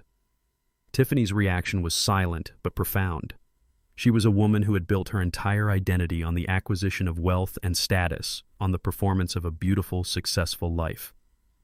The knowledge that I, the old man she had dismissed, the man she had planned to discard in a nursing home, was now about to live the very life she had coveted, a beautiful waterfront property, a life of leisure and peace while she was facing foreclosure debt and public humiliation, was a poison that shattered her from the inside out. Her perfect, beautiful mask of a face seemed to crack. She made a small, soundless noise, a gasp of pure, soul-deep agony, and then she slid to the floor, her body folding in on itself in a posture of complete and utter despair. Jamal's annihilation was quieter but more complete. For him, this was the final irrefutable proof of his mother's final judgment of his father's total victory. He had been outmaneuvered, outsmarted, and left with nothing but a pile of old furniture and a mountain of debt. All the anger, all the fight drained out of him, leaving him hollow. A ghost in a house that was no longer his. He looked at me not as his father, but as a symbol of everything he had tried to be and had so spectacularly failed to become. And then I delivered the final crushing blow. "She also left me a trust fund," I said. $900,000. More than enough to live out the rest of my days in comfort. "Your mother took care of me, son. She made sure I would have peace in my final years, safe from the demands of those who would see me only as a resource." I looked at the wreckage of my children, at the two broken people on the floor of my empty house. There was nothing left to say. My promise to Lena was fulfilled. I had watched them, and they had shown me who they were. I turned and walked out the front door into the bright, unforgiving sunlight. I did not look back. Behind me, I left them in the house they had tried to steal, surrounded by the inheritance they so richly deserved. Ahead of me was a new car, a new home, and a new quiet life paid for by the fierce, protective, and unending love of my wife. I was finally free. I looked at the wreckage of my children, at the two broken people on the floor of my home, a home that was no longer mine. Tiffany was a heap of designer clothes and silent, shuddering despair. Jamal was hollowed out, a ghost haunted by the catastrophic consequences of his own greed. The great climactic confrontation was over, and it had ended not with a bang, but with the quiet final implosion of their world. There was nothing left to say. There was no anger left in me, only a vast, empty landscape of sorrow. My promise to Lena was fulfilled. I had watched them, and they had shown me who they were. And now my part in their lives was over. With a slowness that felt both ancient and deliberate, I took one last look around the living room. My eyes, the eyes of a builder, traced the lines of the room I had designed and constructed half a century ago. I saw the strong, simple beam of heart pine I had salvaged for the mantelpiece. I saw the wide oak floorboards I had laid and pegged by hand, the same floorboards that had been worn smooth by the running feet of children, by the slow, comfortable dance of a long and happy marriage, and now by the presence of my son's ruin. This house was not just a structure, it was my life's work. It was a library of memories, and every corner, every scuff mark, every worn spot on the carpet was a page in that story. I was not just leaving a building, I was closing the book on my own life. I turned away from the room and began to walk toward the front door. I did not look down at my son, who was still slumped on the sofa, a statue of defeat. I did not look at my daughter-in-law, who was still huddled on the floor. To look at them would be to engage, to invite a final, useless plea. And I had nothing left to give them. They were strangers now, inhabitants of a sad foreign country of their own, making a country to which I would never again travel. As I walked through the foyer, my hand brushed against the worn, smooth curve of the wooden banister. I remembered a younger, happier Jamal sliding down it with a whoop of pure childish joy, and Lena scolding him with a laugh in her voice. The memory was not a comfort. It was a sharp, painful reminder of the boy who had been lost, the boy who had grown into the broken man now sitting in my living room. I felt a final terrible pang of fatherly grief. It was a quiet internal amputation, the severing of a bond that I had once believed was unbreakable. I reached the front door. My hand rested on the cool brass doorknob. This was the final threshold. On one side of this door was the entire history of my life as a husband and a father. On the other, an unknown future, a blank page. I thought of Lena, of her brilliant, fierce, and loving heart. She had known this moment would come. She had built a bridge for me, a bridge from this world of pain and betrayal to a new world of peace. And all I had to do was have the courage to walk across it. I opened the door. The bright morning sun was a shock after the dim, heavy atmosphere of the house. The air was fresh and clean. The world outside was still turning oblivious to the quiet tragedy that had just unfolded within my walls. I saw the moving truck still parked at the curb, an absurd monument to my son's failed coup. The movers were leaning against it, smoking their faces, a mixture of boredom and curiosity. I gave them a single firm nod, a silent dismissal. Their services would not be required here today. I saw my neighbor's old Mrs. Evelyn from next door peeking out from behind her curtains. She had been our friend for 40 years. She had watched my children grow up.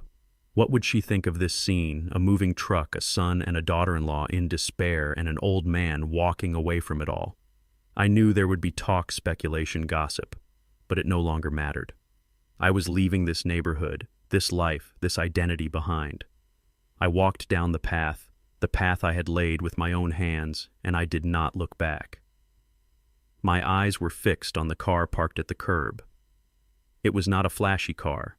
It was a solid, comfortable, dark blue sedan. A car for a man who values quality and peace, not status. It was the car Lena would have picked for me. Mr. Clayton, her lawyer, had delivered it yesterday. He had handed me the keys and said, "Your wife wanted you to have a reliable vehicle for your new beginning, Mr. Sterling. A new beginning at 75 years old." I got into the car. The seats were still new, the smell of clean leather, a stark contrast to the familiar 50-year-old scent of my home. I put the key in the ignition and started the engine. It was quiet, a low, steady hum. I put my small duffel bag on the passenger seat beside me. Everything I owned, everything I had chosen to keep from my old life, was in that one small bag. It felt strangely liberating. This was the moment of truth. My home, the beautiful, flawed, tragic history of my life, was in the rearview mirror. I could turn my head. I could take one last look. I could see the house I had built, the porch where Lena and I had sat on 1,000 summer evenings. I could see the window of my son's old bedroom. I could indulge in one final, painful act of remembrance, but I did not. I kept my eyes fixed forward through the clean, clear glass of the windshield. The past was a ghost. The future was an open road, and my wife had given me a map. I put the car in drive. The tires crunched softly on the asphalt as I pulled away from the curb. I did not speed. I drove slowly, calmly away from the wreckage. I drove past my neighbors' curious faces, past the familiar trees and houses of my old life. At the end of the street, I signaled and I made the turn. And I did not look back. I was driving toward the lake, toward the workshop that was waiting for me, toward the peace my Serafina had so lovingly prepared. The first few weeks at the villa on Lake Norman passed in a quiet, peaceful blur. The transition from the tense, suffocating atmosphere of my old life to the clean, open air of this new one was like coming up for breath after being held underwater for a very long time. I spent my days setting up my new workshop, the honest labor of shaping wood, quieting the lingering ghosts in my mind. I did not think of my children, or rather, I tried not to. I had closed the door on that part of my life, and I knew that to look back would be to invite the pain back in. But the past is not so easily dismissed. It has a way of finding you. One rainy afternoon, about a month after I had left, the phone rang. It was the new landline I had installed. I answered, and a familiar voice came through, a voice from my old life. "Caleb, it's Evelyn from next door. Mrs. Evelyn, our neighbor for 40 years. A kind, sharp-eyed woman who had been one of Lena's closest confidants."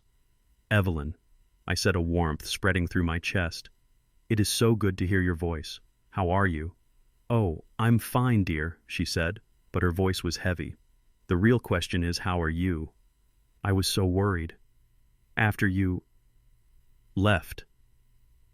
It was all so sudden." "I'm all right, Evelyn," I told her.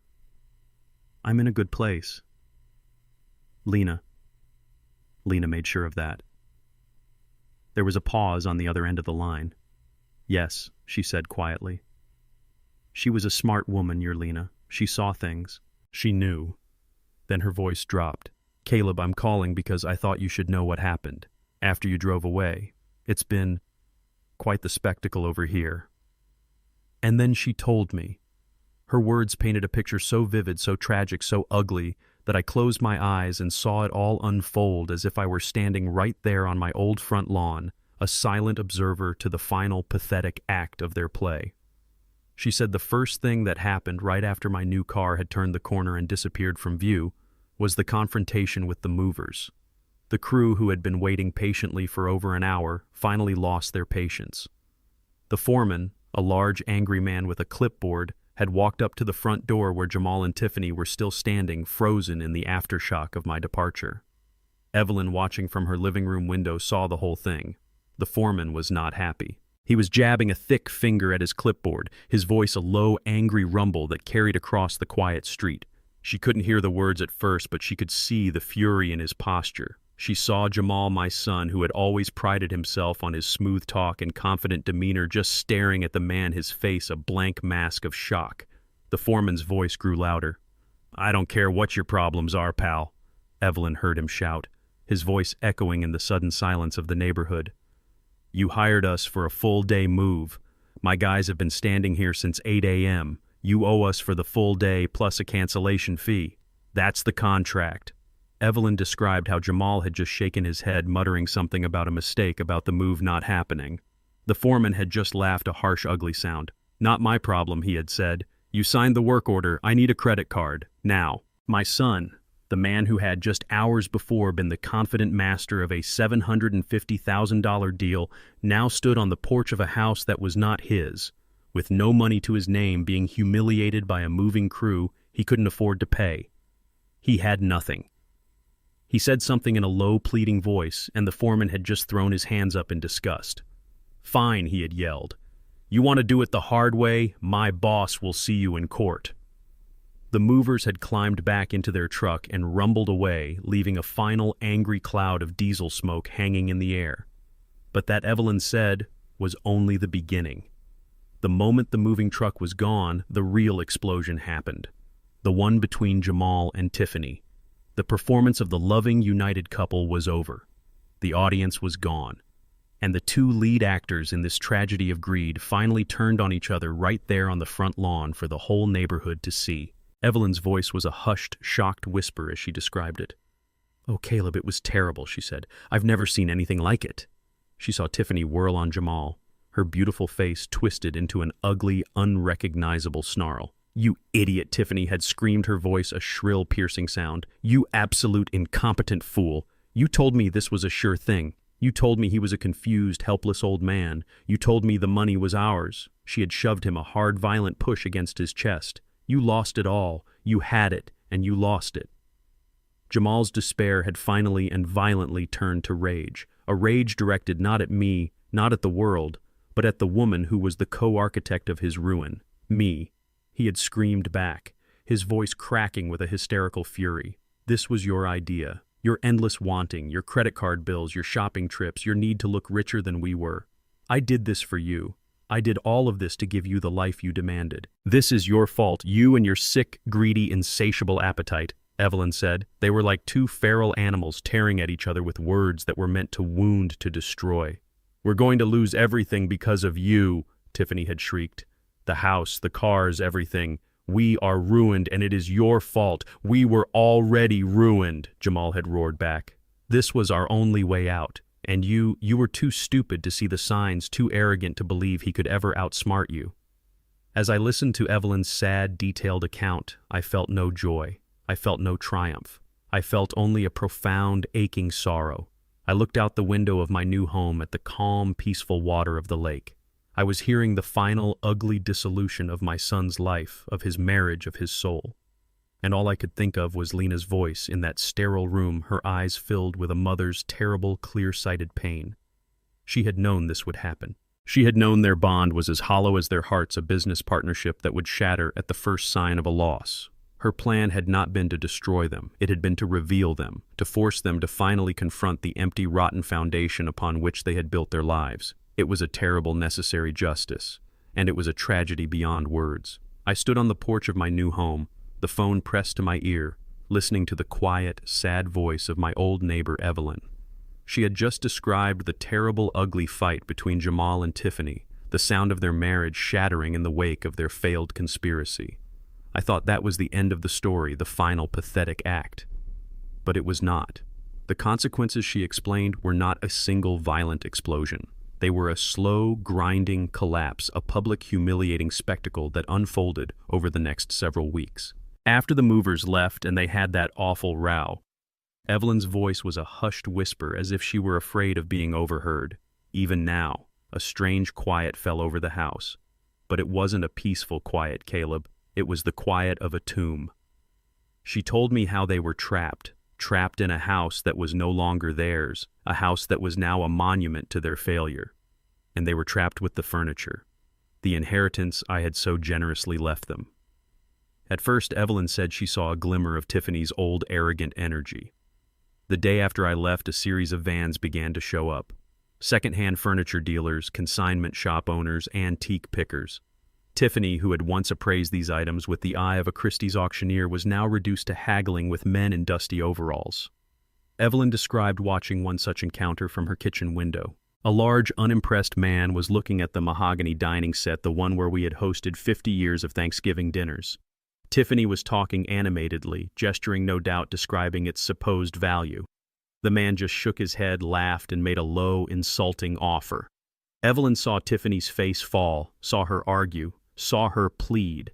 The priceless antiques she had been cataloging in her mind were in the harsh light of the real world, just old, dated furniture. The mahogany dining set your mother loved so much. Caleb Evelyn's voice was full of a sad irony I heard from the man who bought it.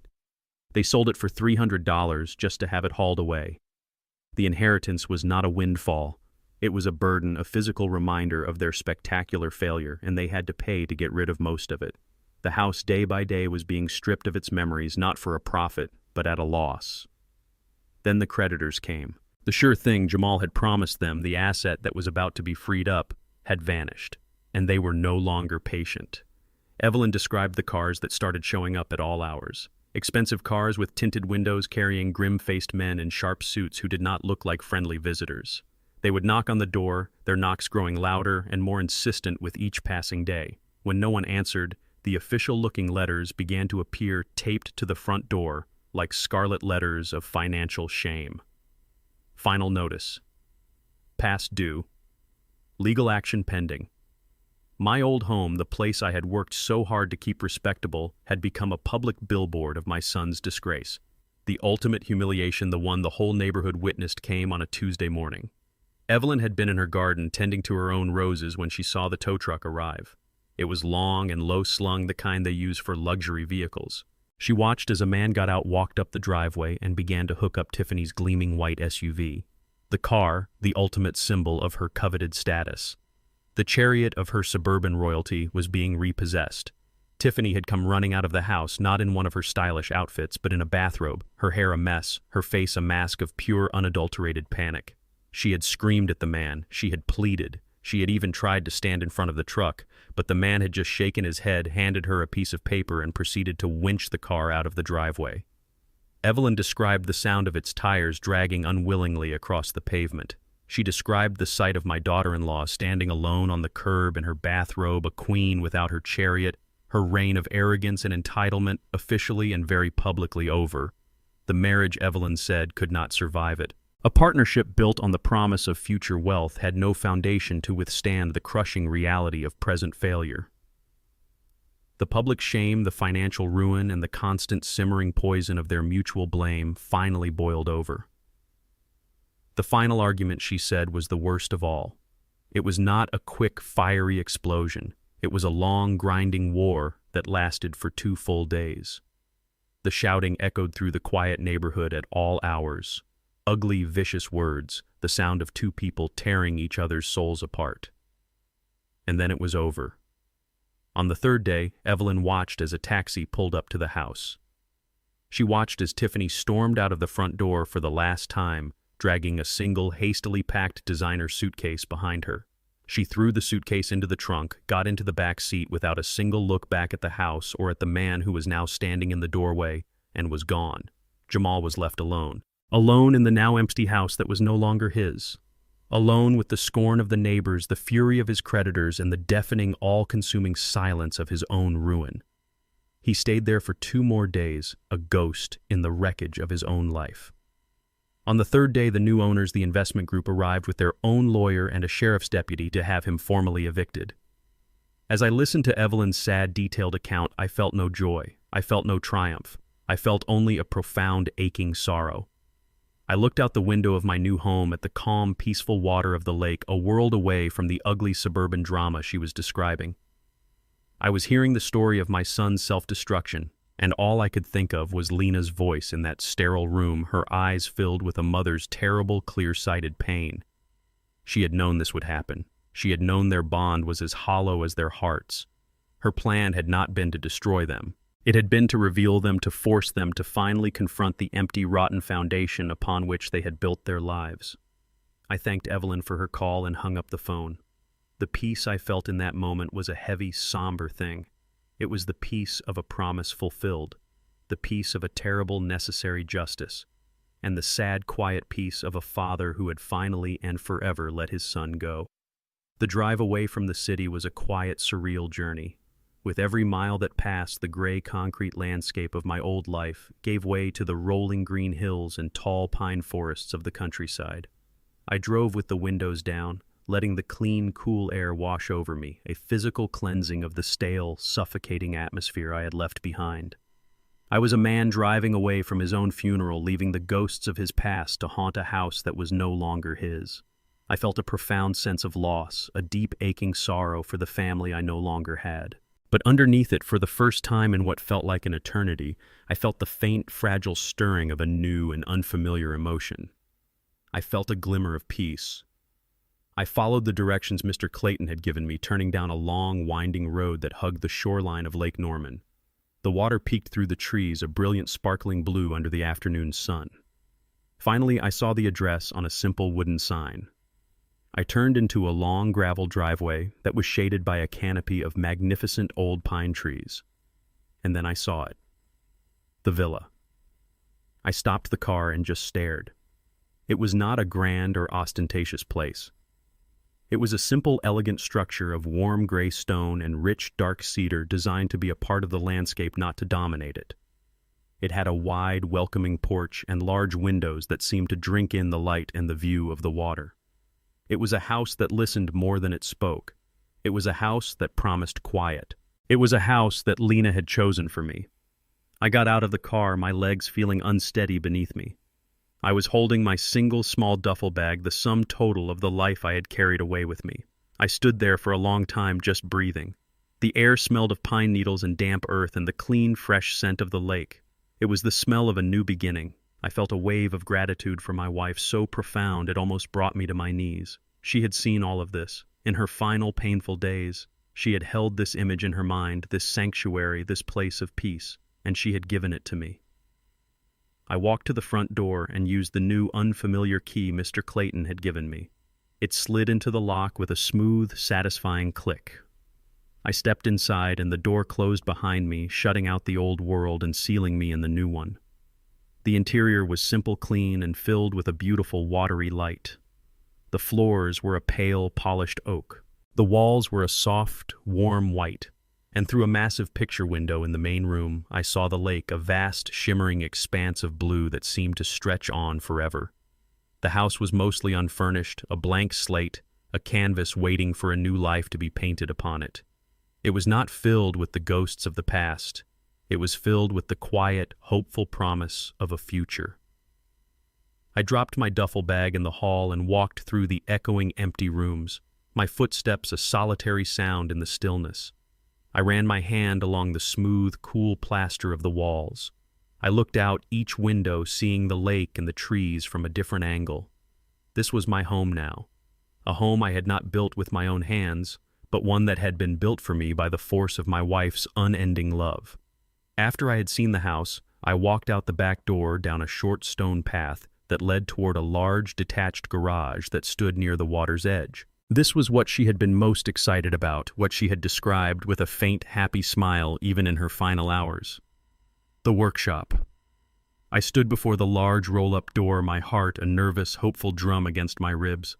I pulled on the heavy chain and the door rumbled upward, letting a flood of afternoon sunlight pour into the space, and my breath caught in my throat. It was perfect. It was larger and brighter than my old workshop, with a high vaulted ceiling and a clean-swept concrete floor. The far end of the building was almost all glass, a wall of windows that looked directly out onto the lake, the water sparkling just a few yards away. It was a space designed for creation, a space where a man could work and dream. It was completely empty, a vast hollow space waiting to be filled, except for one thing. In the exact center of the room, standing alone with an air of profound and quiet dignity, was a single, brand-new, professional-grade workbench. It was made of solid rock maple, its surface a beautiful pale expanse of virgin wood, its legs thick and sturdy, bolted to the floor. It was the finest workbench I had ever seen, and it was waiting for me. This was Lena's final, most personal gift. She hadn't just given me an empty room. She had given me the heart of the room. She had given me the place to start. I walked slowly toward it as if approaching a sacred altar. I ran my hand over the impossibly smooth, perfectly joined surface. The wood was cool and solid beneath my palm. It was a promise of new projects, of new creations, of a future that still held the possibility of making something beautiful with my own two hands. And that was the moment the tears I had been holding back for weeks finally came. They were not the hot, angry tears of betrayal or the bitter tears of grief. They were the quiet, cleansing tears of a profound and overwhelming gratitude. I leaned against the workbench, this final perfect gift from my wife, and I let the sorrow and the relief and the love all wash through me. The war was over. The promise was kept, and I was home. The days at the villa bled into weeks, and the weeks into a season of quiet healing. The frantic, ugly noise of my old life faded, replaced by the gentle, steady rhythm of the natural world. The call of a loon across the water at dawn, the rustle of the wind through the tall pine trees, and soon a new sound joined that chorus, the sound of my workshop coming back to life. For the first month, I had simply existed in my new sanctuary. I had set up my tools, arranging my hand planes and chisels on the clean new walls, each one a familiar friend in an unfamiliar place. The magnificent workbench Lena had gifted me stood in the center of the room, solid and expectant. But I had not yet made anything. The creative fire that had burned in me for 60 years had been reduced to a cold gray ash. I was a builder who had forgotten how to build. I would sit in the open doorway of the workshop, looking out at the lake, and feel nothing but a vast, quiet emptiness. Then one morning, as I was sitting on the porch with my coffee, I looked through the large picture window into the living room. It was a beautiful space full of light, but it was empty. It needed a heart. And I knew with a sudden, absolute clarity what I had to do. I knew what my first project had to be. I was not just going to build a piece of furniture. I was going to bring my Lena home. I went into town that day and drove to a small local lumberyard, the kind of place that smelled of fresh-cut cedar and honest labor. I spent 2 hours there, not just looking, but listening, feeling. I ran my hands over slabs of oak, of cherry, of maple, and then I found it. A single, magnificent 8-foot slab of black walnut, its grain a rich, swirling river of dark chocolate and creamy sapwood. It was a beautiful, difficult piece of wood full of character and challenge. It was perfect. Back in my workshop, I stood before the new workbench, the slab of walnut resting on it, and I felt a feeling I had not felt in a very long time. A nervous, excited spark of creative energy. The ghost of the man I had been was stirring. I took a deep breath, the scent of the raw wood filling my lungs, and I made the first cut. The sound of the saw, a high, clean scream, was a shock in the quiet of the lakeside morning. It was the sound of my new life beginning. As the blade bit into the wood, I felt the long, frozen winter of my grief begin to thaw. I was not just cutting wood. I was cutting a line between the past and the future.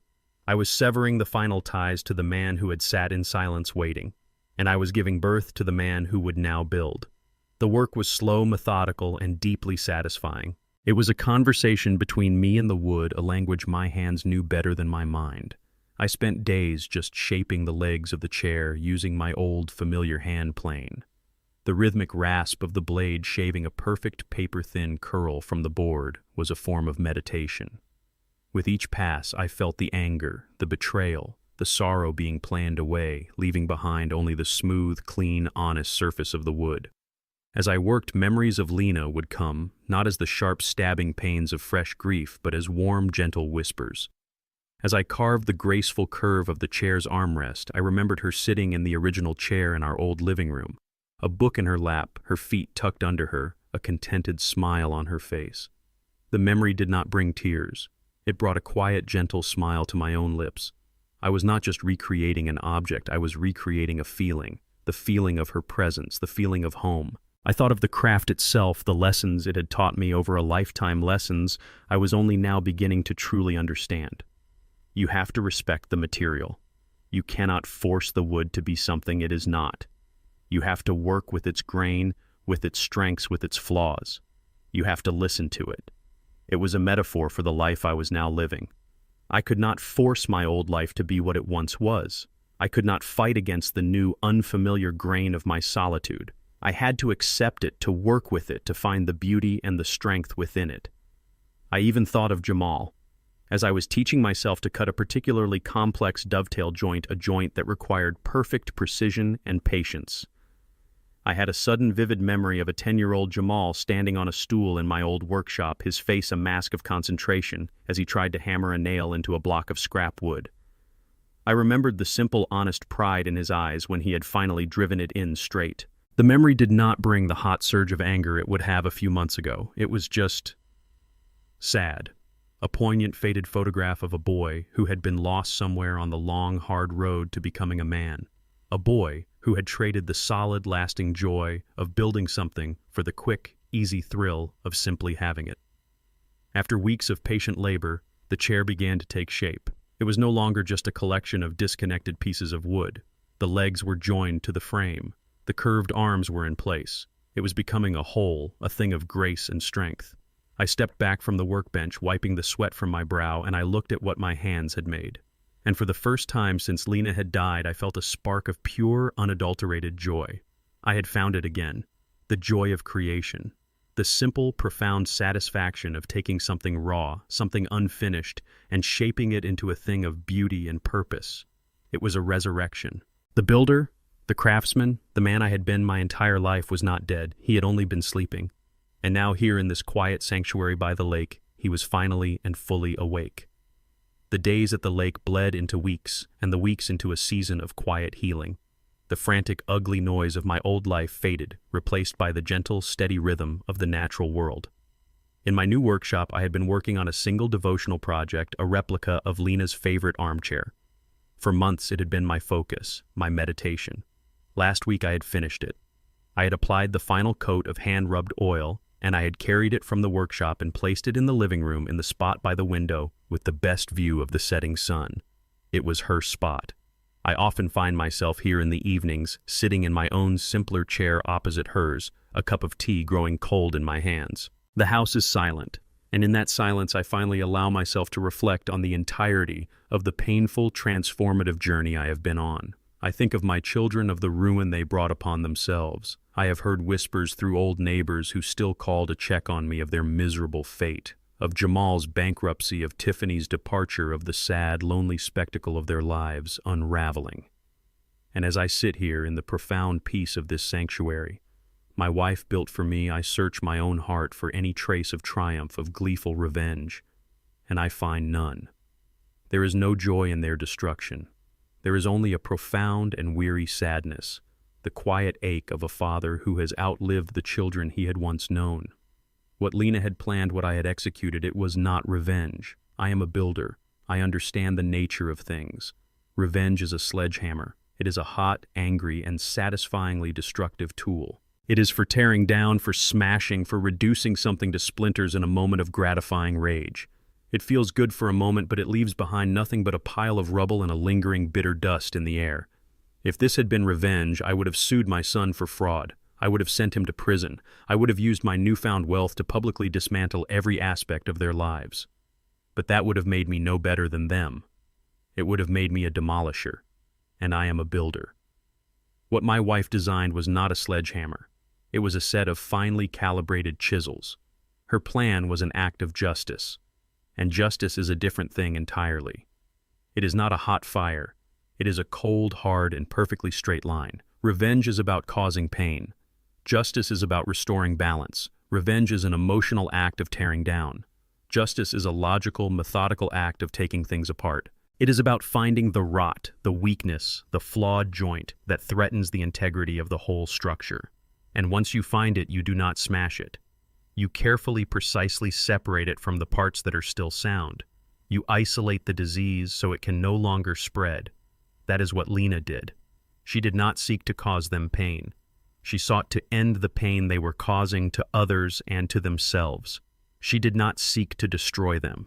She simply removed the safety net of our love and our wealth, a safety net that had been enabling their sickness for years. And she allowed them, for the first time in their adult lives, to feel the full, crushing weight of their own choices. It was a harsh lesson, a terrible lesson, but it was a just one. It was the act of a master craftswoman, not a vengeful ghost.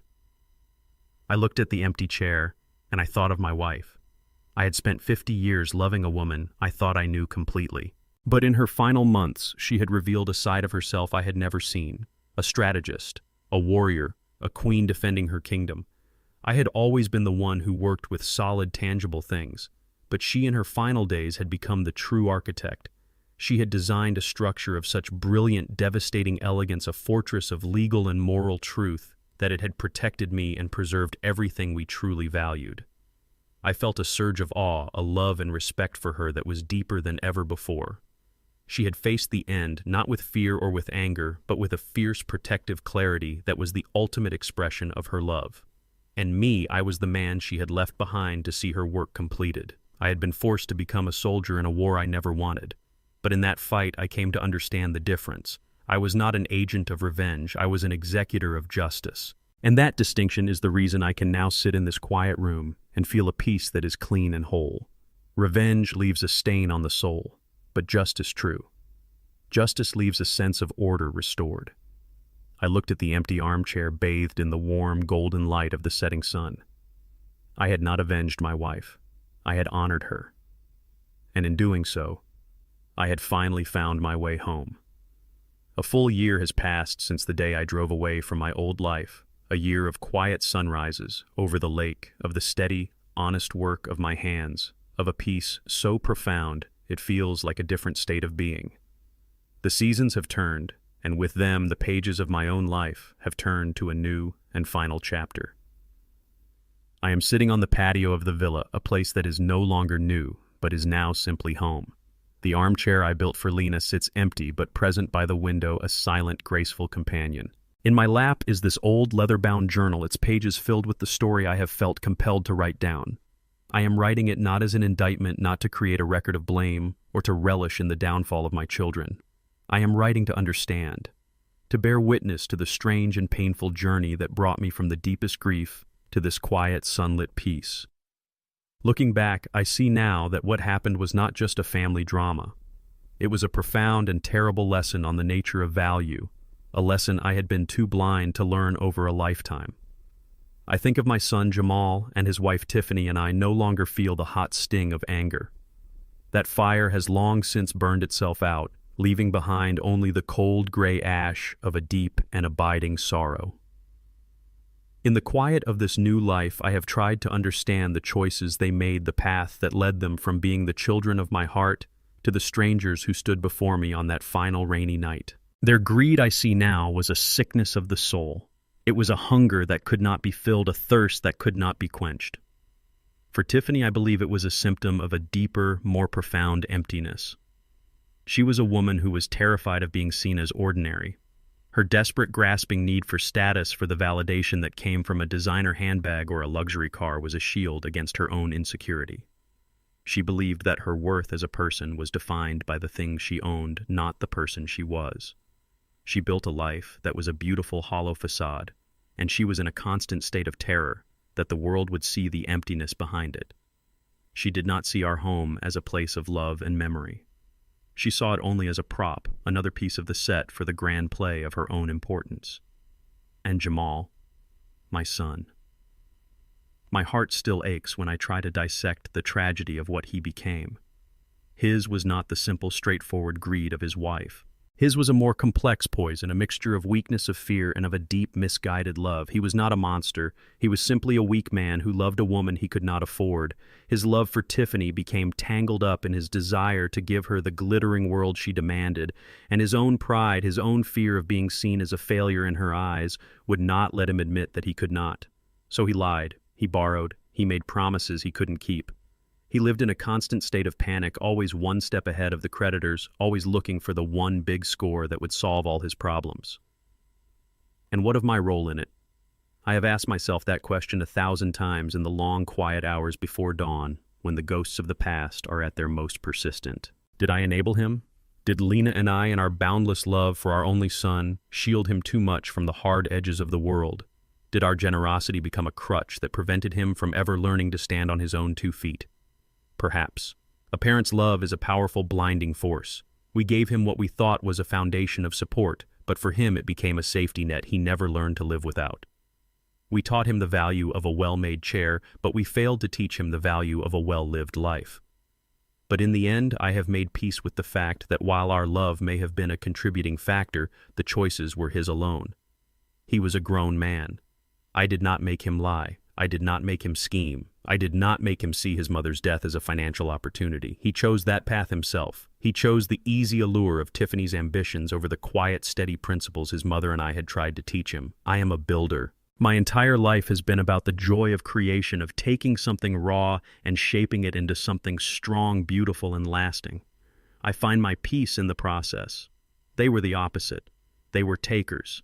They found no joy in the process of creation, only in the fleeting thrill of acquisition. Their desire was not to build a life, but to purchase one. And that I see now was the fundamental, unbridgeable gap between our worlds. The pain of losing a child is a unique and terrible thing. It is in some ways a grief more profound than the grief of losing my wife. Lena's death was a natural, albeit painful end to a beautiful and complete life. The loss of my son is an unnatural tragedy, the death of a relationship that should have endured a future that will never be. That is a wound that will never fully heal. But it is a wound I have learned to live with. It is a part of my story now, a scar that reminds me of the terrible cost of a life lived without a moral compass. And it makes the peace I have found here in this sanctuary by the lake all the more precious. I close this journal now not because the story is over, but because it has found its true beginning. Through the open window of my workshop, I can hear the sound of a boat's motor on the lake, the distant laughter of children playing on a dock. The chair I made for Lena sits by the window in the house, a silent, graceful guardian. I am surrounded not by the ghosts of a painful past, but by the quiet, steady promise of a peaceful future. I have found that a legacy is not an inheritance you leave to your bloodline. It is the principles you build your life upon, principles of integrity, of love, and of community.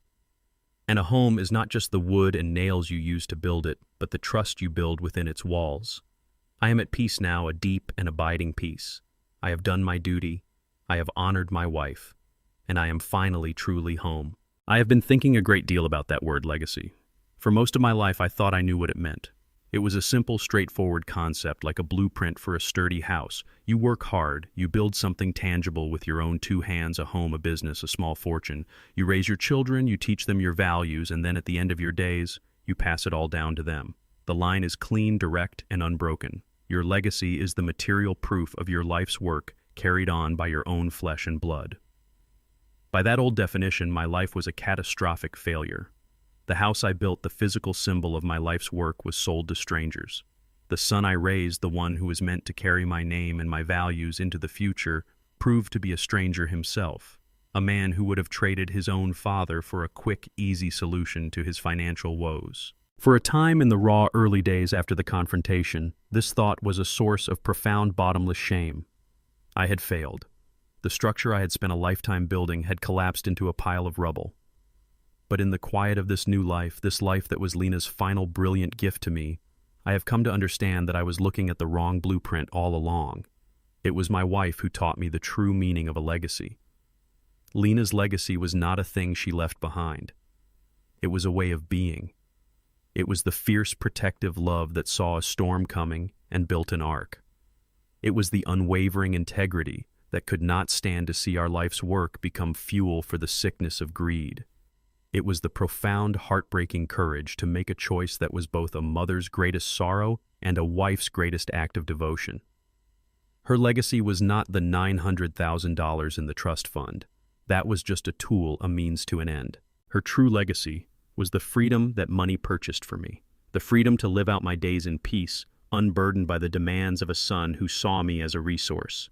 Her legacy was not the villa on the lake. It was the sanctuary it provided, the space it gave me to heal, to breathe, to become a builder again. She did not just give me things, she gave me a future. I look at the armchair that sits by the window, its dark walnut glowing in the afternoon sun. I built it with my own hands. It is a good, strong, beautiful chair. But its value is not in the wood or the skill of its construction. Its value is in the love that guided my hands as I shaped it. Its value is in the memory of the woman for whom it was built. It is a legacy in miniature. It is not something to be sold. It is something to be lived with. This is what my children never understood. They were so blinded by the price of everything that they had forgotten the value of anything. They saw a house and tallied its market worth, never feeling the warmth of the home within it. They saw family heirlooms and saw only their resale value, never understanding the stories and the love that were infused in the very grain of the wood. They tried to seize a material inheritance, and in doing so they forfeited the only one that truly mattered, the inheritance of love, of honor, of family. I am at peace now. I am at peace with the man I have become in the wake of the storm.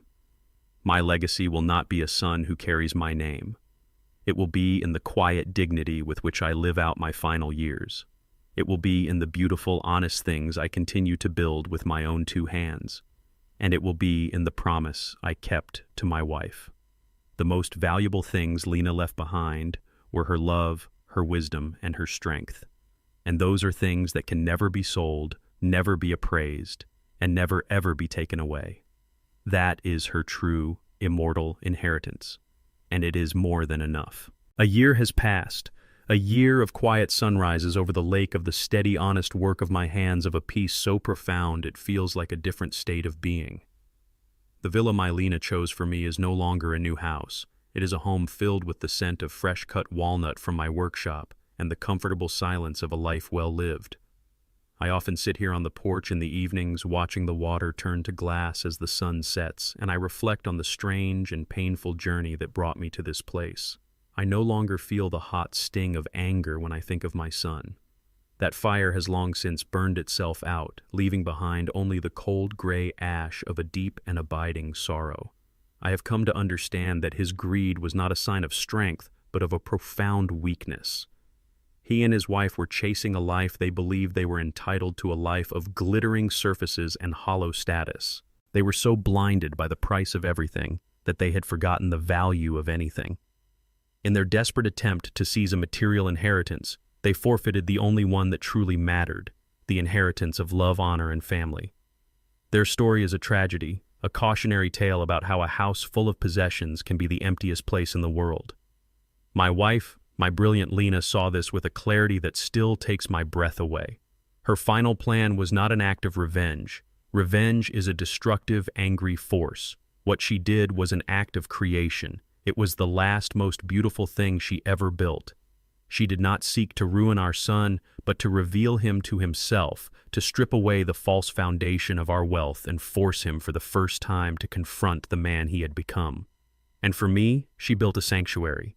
She gave me not just a house and a fortune, but a future. She gave me the chance to be a builder again, to create a new life from the ashes of the old one.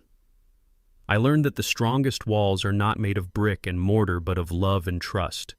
And when that trust is broken, a house ceases to be a home. It becomes just a property, an asset to be sold, a thing without a soul. Lena's final greatest lesson was this: true wealth is not the land you own or the money you have, but the principles you refuse to sell. I learned that a home is not just the wood and nails you use to build it, but the trust you build within its walls. My wife taught me that true wealth isn't the property you own, but the principles you refuse to sell. Greed is a loud, demanding guest, but it always leaves you with an empty house. True strength, I found, is not in the battles you win, but in the quiet dignity with which you refuse to fight on your enemy's terms, choosing instead to build a new life on your own. What do you think of Lena's final brilliant act of justice? I would love to read your thoughts in the comments below. If this story of a promise kept resonated with you, please hit the like button and subscribe for more stories like this. Thank you for listening.